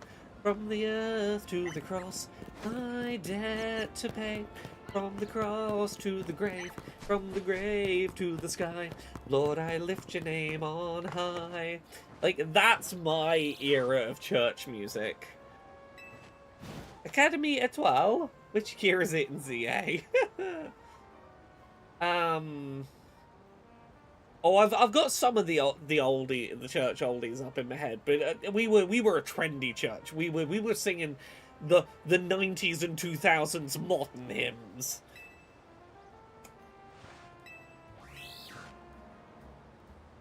But we also were a church that was weirdly into, like, the music of Chris de Burgh, despite his songs not always painting Jesus in the best of light, oh God, in the best of lights, or what was it? The Champion by, I forget the musician. The one about God and the Devil having a boxing match we fucking loved. Oh, you came from England all the way over to France and your bird flew all the way to come see you. It missed you. You were hurt and you were so small, but you came and found me. Oh, this is really sweet. A Phantom Fenrir is getting flashbacks now to singing that exact same song at summer Bible camp. Can I tell you my most cursed Bible memory? So I grew up Christian as hell. I went to a Christian summer school once, and it was trying to be like hip and trendy. So we were doing this week-long summer school about, like, that we were doing a quest to find the God Sword. This powerful weapon that would defeat evil forever. The God Sword. And some of you might see where this is going. But we did this week of, like, Sunday school, you know, church camp activities to ultimately discover that the great weapon that was going to help us defeat evil, the space had been put in the wrong place in the word. It wasn't the God's sword, it was God's word. There was never a sword to begin with. God's word is the weapon. Sure, I'll fight your Corvus Squire.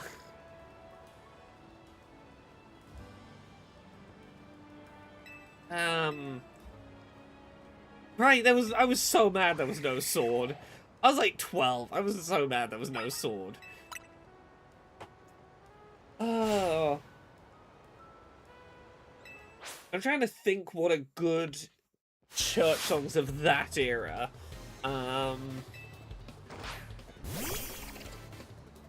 Okay, Academy Étoile is a collection of university-grade school buildings that were left unaffiliated and got mishmashed into one university, despite being very far away from others in Paris. But because those buildings were abandoned by their previous universities who didn't want them, Academy Étoile existed, so to speak, between 1833 and 1842. And also it's here now, in whatever year this is, where we have smartphones in fantasy Paris. There are so many genuine French and Parisian references in this weird video game.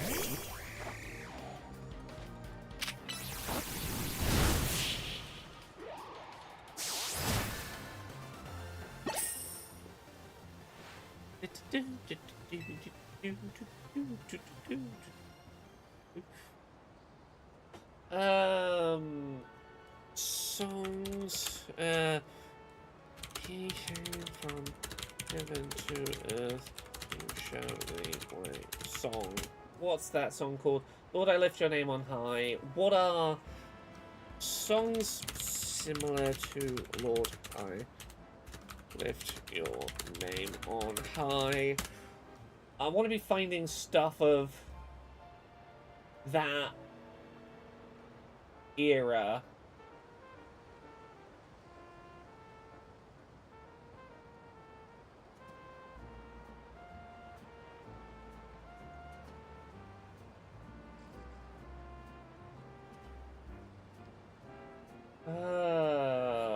Oh god, yeah. Too many songs are flooding into my head suddenly. Oh no. Sorry, my brain is auto-jammed full of Christian music.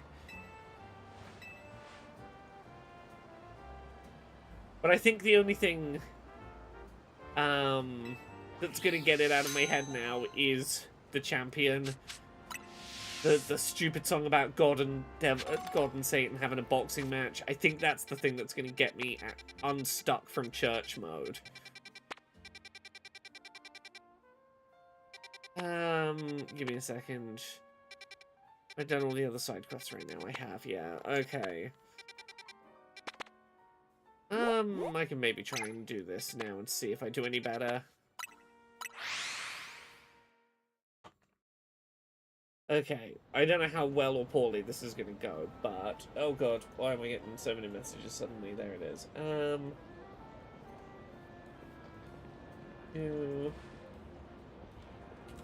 Champion...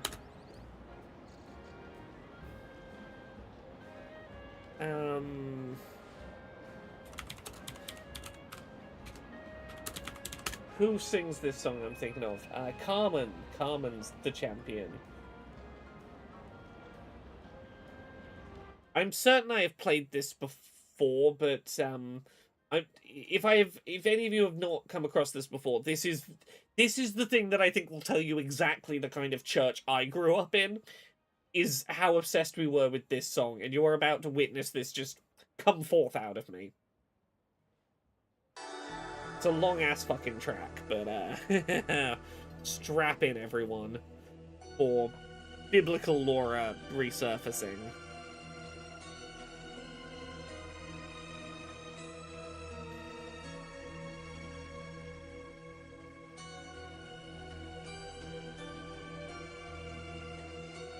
Try saving here.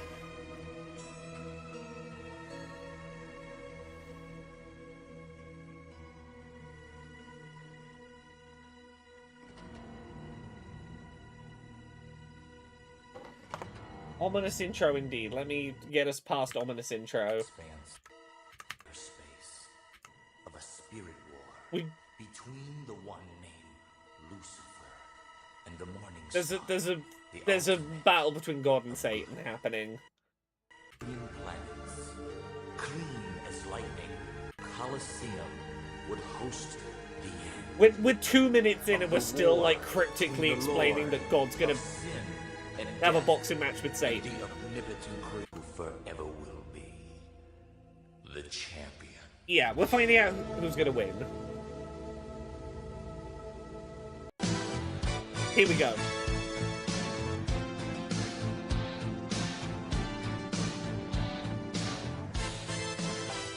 Let's set the volume somewhere good. Yeah, good. Works.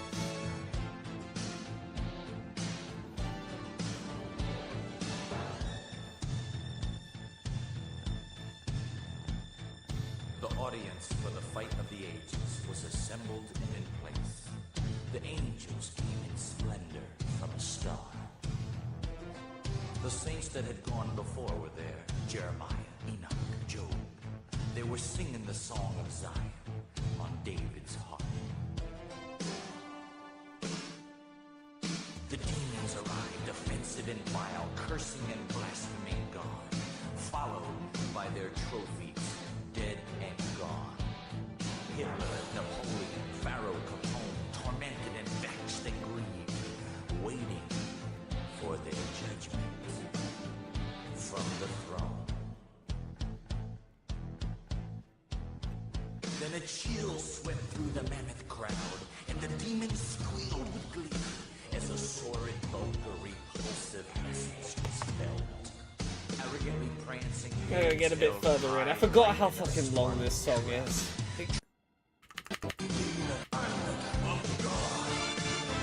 Jesus shows up ready to box.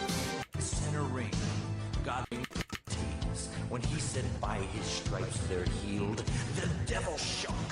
He screams, "This is my specialty. I hate that healing junk." God said, "You shut your face. I wrote the book."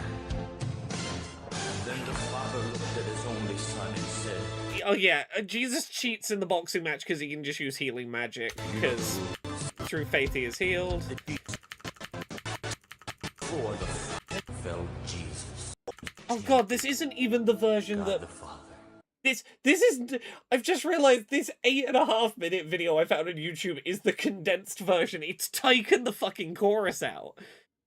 There is a really catchy chorus I wanted to sing along to, and I'm like, oh god, they edited the fucking chorus out of this one to get it down to 8.5 minutes. Well, I'm not gonna try and find the other version of that song, because fucking hell, I am having church flashbacks again all of a sudden. Where was I? We're gonna fight these, we're gonna try and fight the two megas at once.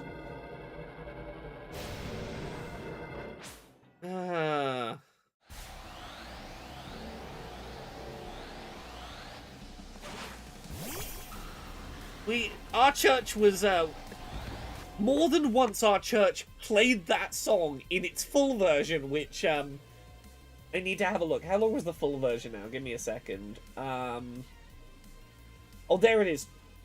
13 minutes. With people dressed as Jesus and Satan having a mock boxing match to this song. We sure were a specific variety of church. Okay,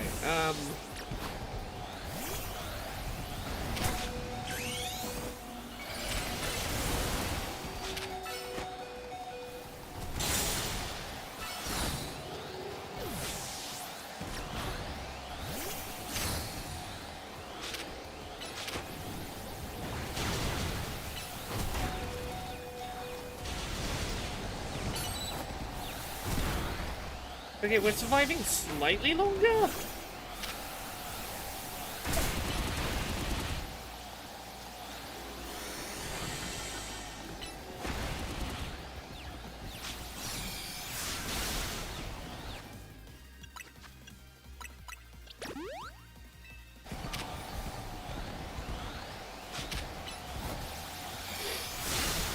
Ooh, okay. Geomancy Moonblast might be the key here. This might actually be winnable. If I can keep you topped up.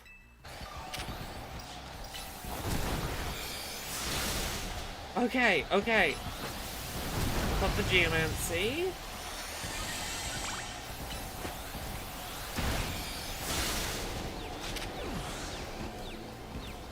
Oh, we got this. We're down to just one.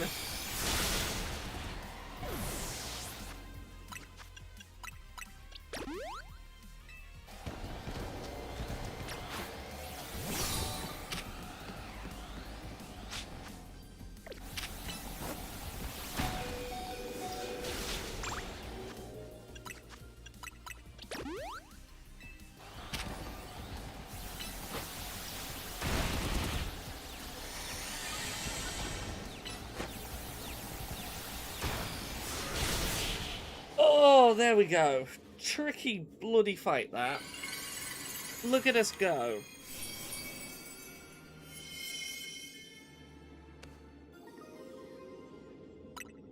Abominite. GG. There you go, old man.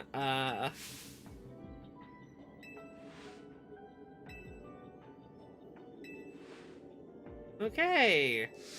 There we go. We did it.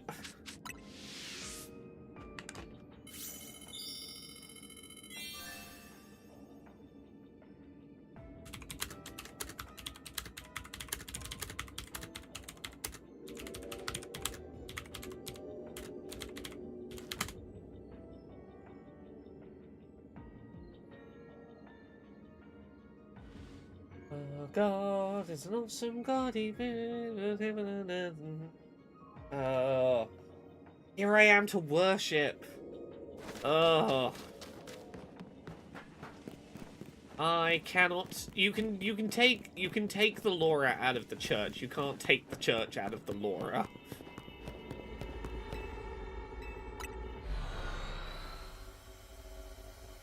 Worship Anthems 2009.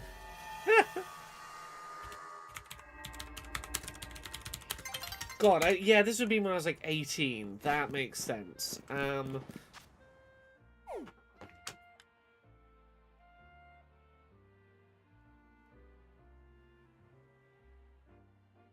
Mighty to save. I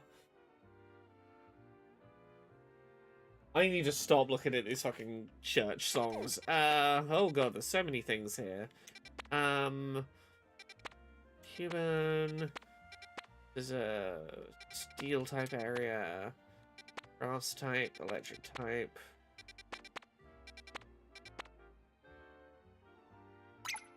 Megastone detected. We'll try this one.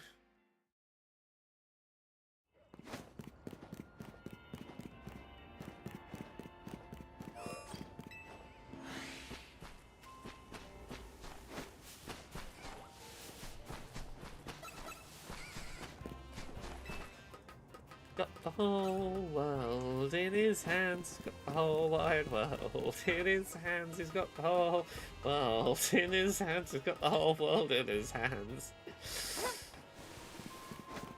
No, the sleeper agent has been activated tonight. I cannot undo my programming.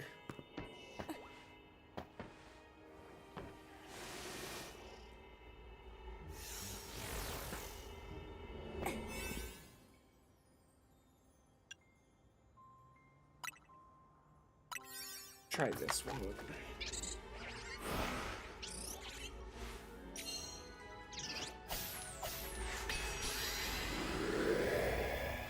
God, I'm realizing I still remember the BSL to, Lord, I lift your name on high. I know the BSL to the chorus. Yeah, I need to destroy the earworm. Oh! Mega Chimecho! That's a cool design. Yeah, I need something non-Christian to shift this out of my head. What are we gonna find? I'll find something.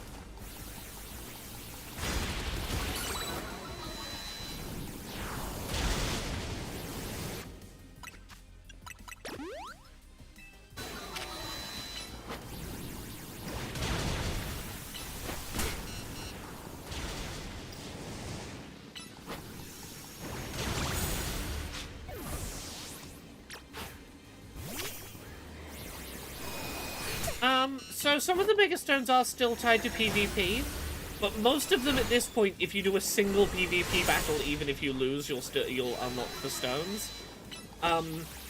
Basically each season, like, you only have to do any considerable amount of PvP to get the current season's stone. The next season, they'll make the previous season's stone, like, the you did one battle reward. Are there Halloween-y Pokemon? There's a fair few Halloween kind of Pokemon. There's a lot of spooky ones. Pumpkaboo's a good one. It's like a spooky little ghost pumpkin that's quite cute. I like Mimikyu as a ghostly little spooky Pokemon.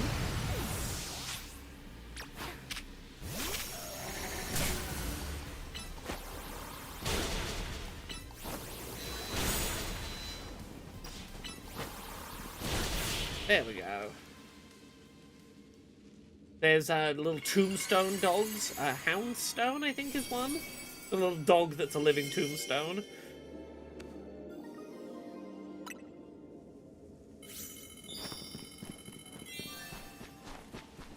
Oh. Oh, yeah, I know what could get. Song's dislodged from my head. Oh, what's that one called? I got a fun bit of hyper pop that will dislodge it.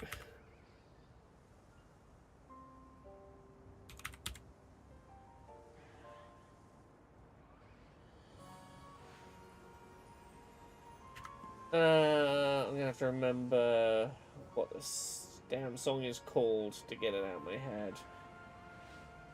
So cute.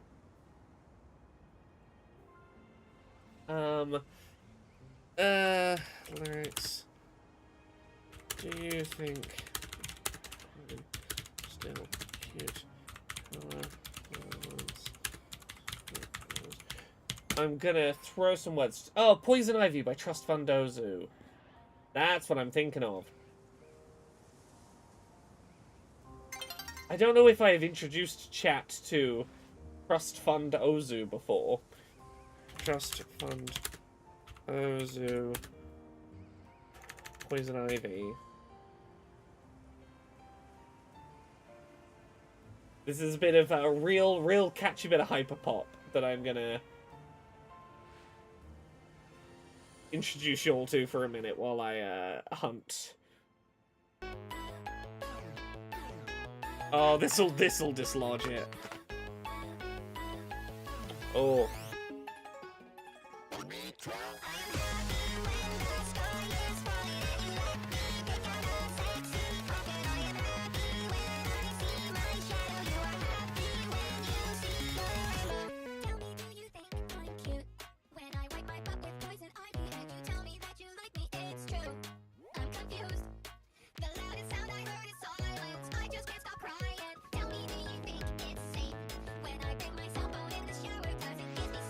Right, it's a real fucking catchy bit of hyper pop, this.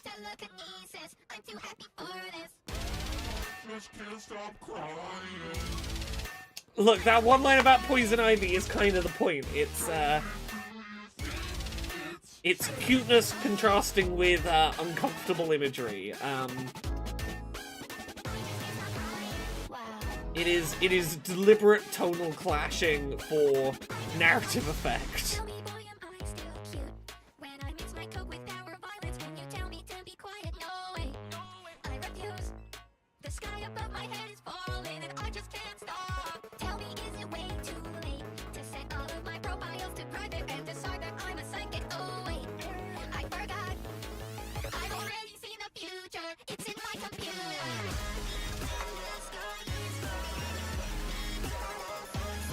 This is a song that real scratches the ADHD.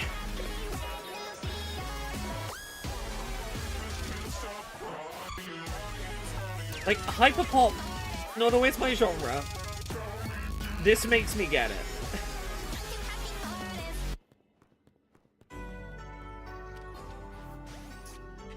Yeah, that is Poison Ivy by Trust Fund Ozu. Welcome to that thing that'll dislodge anything stuck in my head. Nothing survives a bit of Trust Fund Ozu.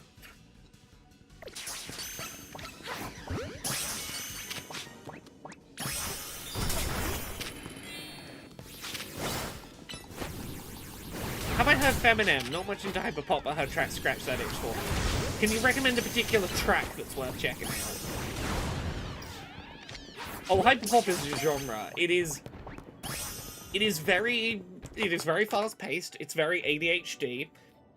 It is a genre largely...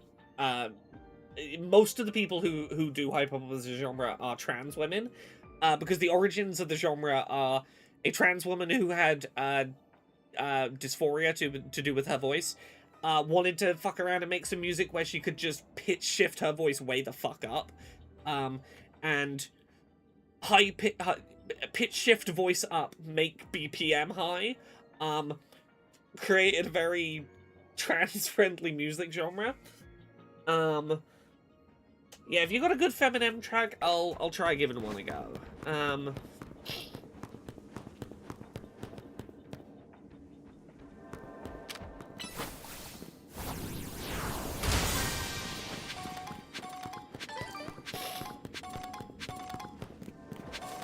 Beat Meat Bag or Love Zombie? Okay, you know what, I'll give it a go.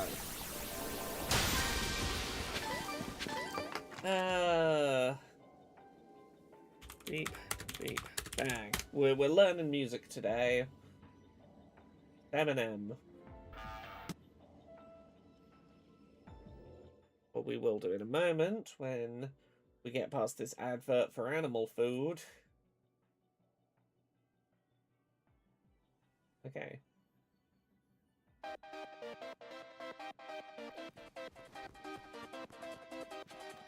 Oh! Okay.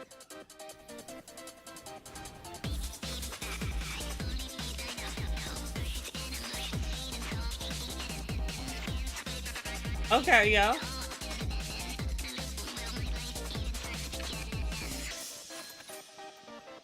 Yeah, I hear it.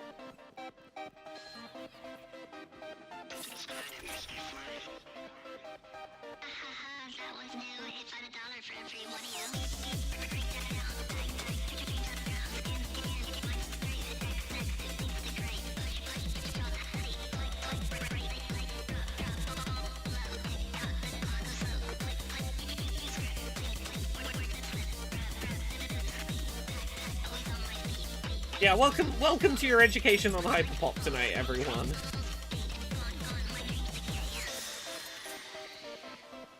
Why am I still here? I should have quit way last year. Another simple me. Fight in on the trip, never time to eat. Sing hello, sing bye, day after day. Walk a slow like Tom, the sky's probably gray. Yes, welcome to a music genre that is about as trans femme culture as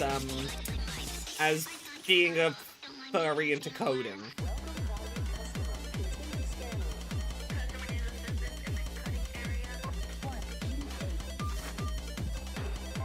Welcome to trans femme cultural heritage.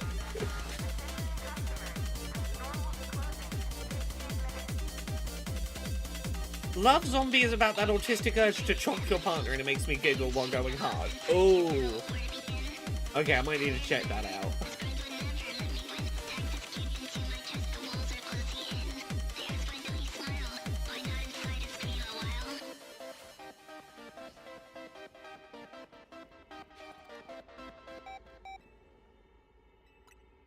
Yeah, that's pretty fun. That's pretty fun. Thank you for introducing me to that Echo. It's one of those genres of music that when done right, it makes my brain go, I don't have time to have ADHD, there's too many beats happening.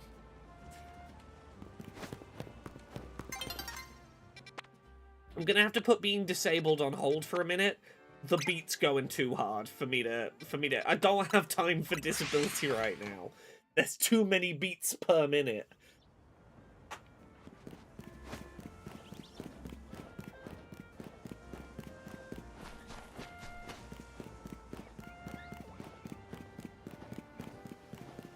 Oh, okay, is it up on the roof?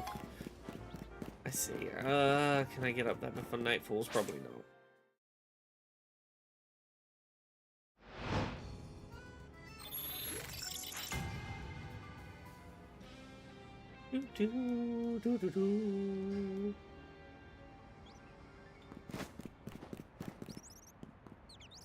Switch Angel is a live coding DJ, making music with coding languages that are made for live performances. Ooh, I'm aware of some Switch Angel stuff. Pretty interesting creator, yeah. Sorry, 1 minute. Okay,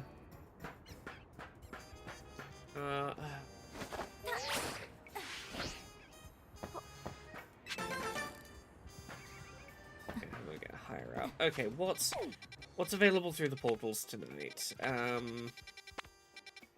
Anything guaranteed in a portal? Side mission identified.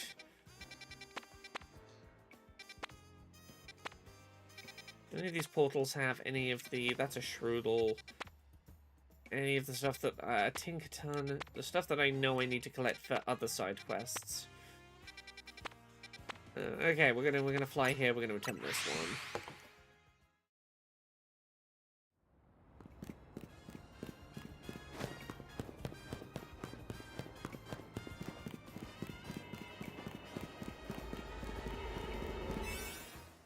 Unknown level, unknown question mark side quest. Okay. We'll have a plus 30. We'll head in, see what we get.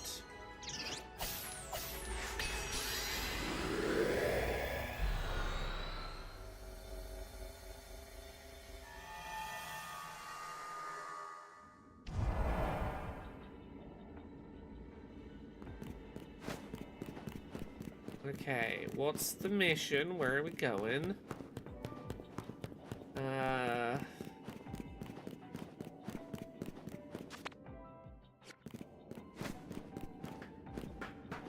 Get on the roof and see if I can see where I'm going. Oh no, teleporters on this one. I'm guessing I went the wrong way. Out of here. Oh, hello. What are you two doing in the other world? Oh yeah, you're the one I gave that Pikachu to become a Raichu. Oh yeah, I traded you both. I helped you both get Raichus. We're here to show you Raichu's Mega Evolutions. Oh! Mega Raichu X and Y? Okay, okay.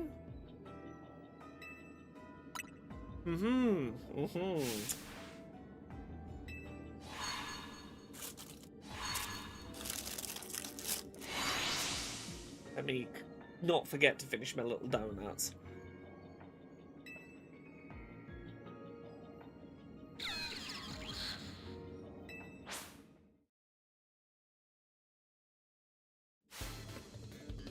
Oh, your Raichus both became alphas. Lovely.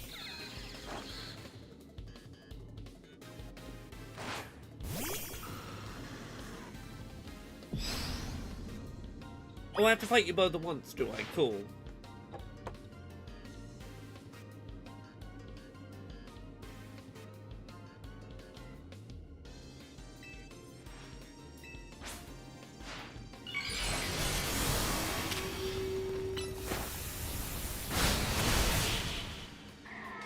Okay, did my earthquake take them both out in one go? Hell yeah.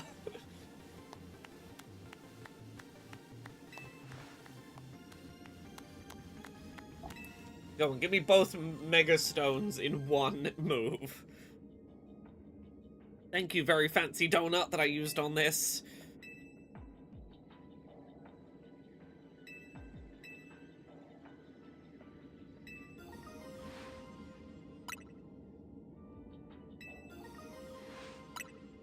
Oh. My music app is recommending a next song to play. And it's recommending that one that sounds like it sings the word skibbity from the Astral Chain soundtrack. Damn good track. But it is recommending the one that I can't unhear the skibbity in. Stupid track. This skibbity end of time, this skibbity end of me.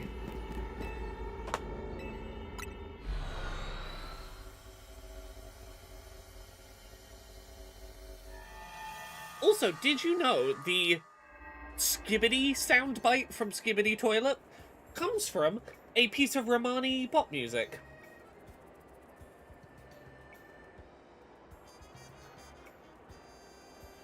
Oh look, Echo, you got made a mod because I trust your judgment. If I don't notice a thing has got flagged and you're in chat, it's not that I expect you to free it, but also I trust your judgment on freeing stuff from mod jail. I think you are very trustable. A very reasonable, trustable person.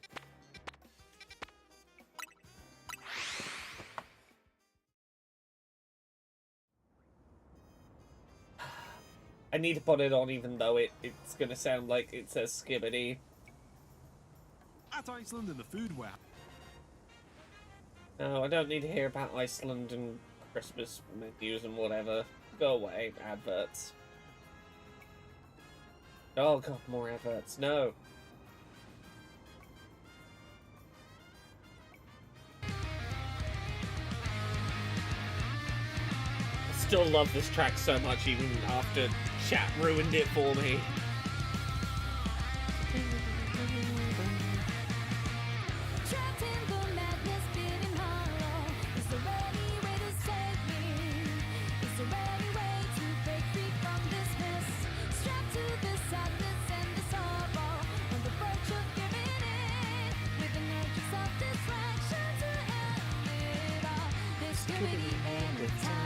This could be the end of me. Not gonna pretend and let it fall into ashes now. This could be the end of time. This could be the end of us. Just as I was about to give up, something deep inside, keeping me alive. God, I should really replay Astral Chain. Such a fucking good game.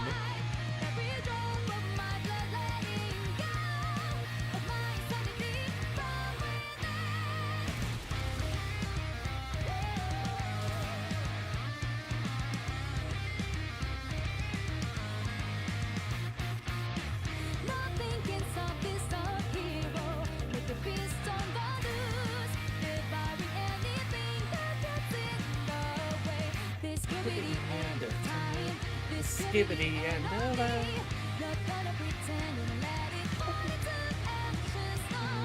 This could be the end of time. This could be the end of this. This could be.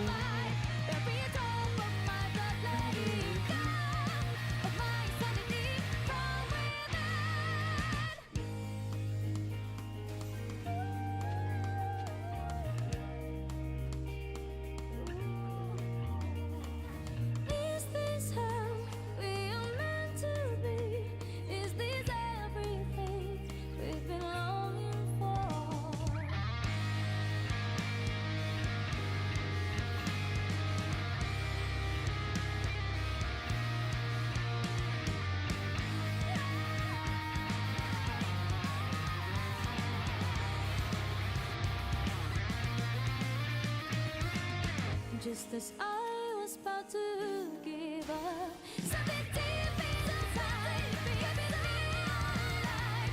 Losing it to the unknown, losing my own control. I was sacrificed, I was sacrificed. Every drop of my blood letting go of my sanity from within. Where are these supposed strudels hanging out in this map?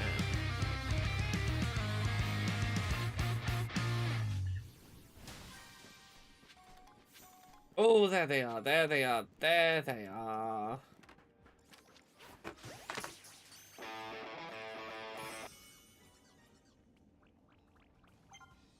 Oh.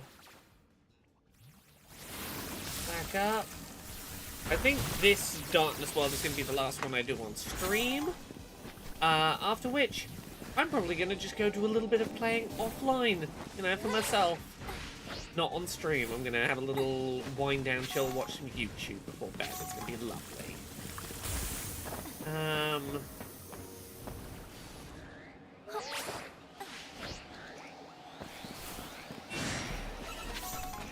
$19. 20. Then they're gonna spawn a giant Pokeball somewhere, and I gotta find it.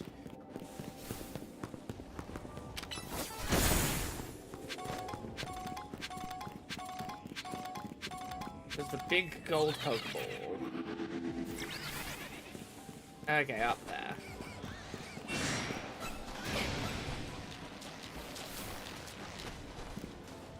Yes, the Pokeball chairs are a good design, indeed.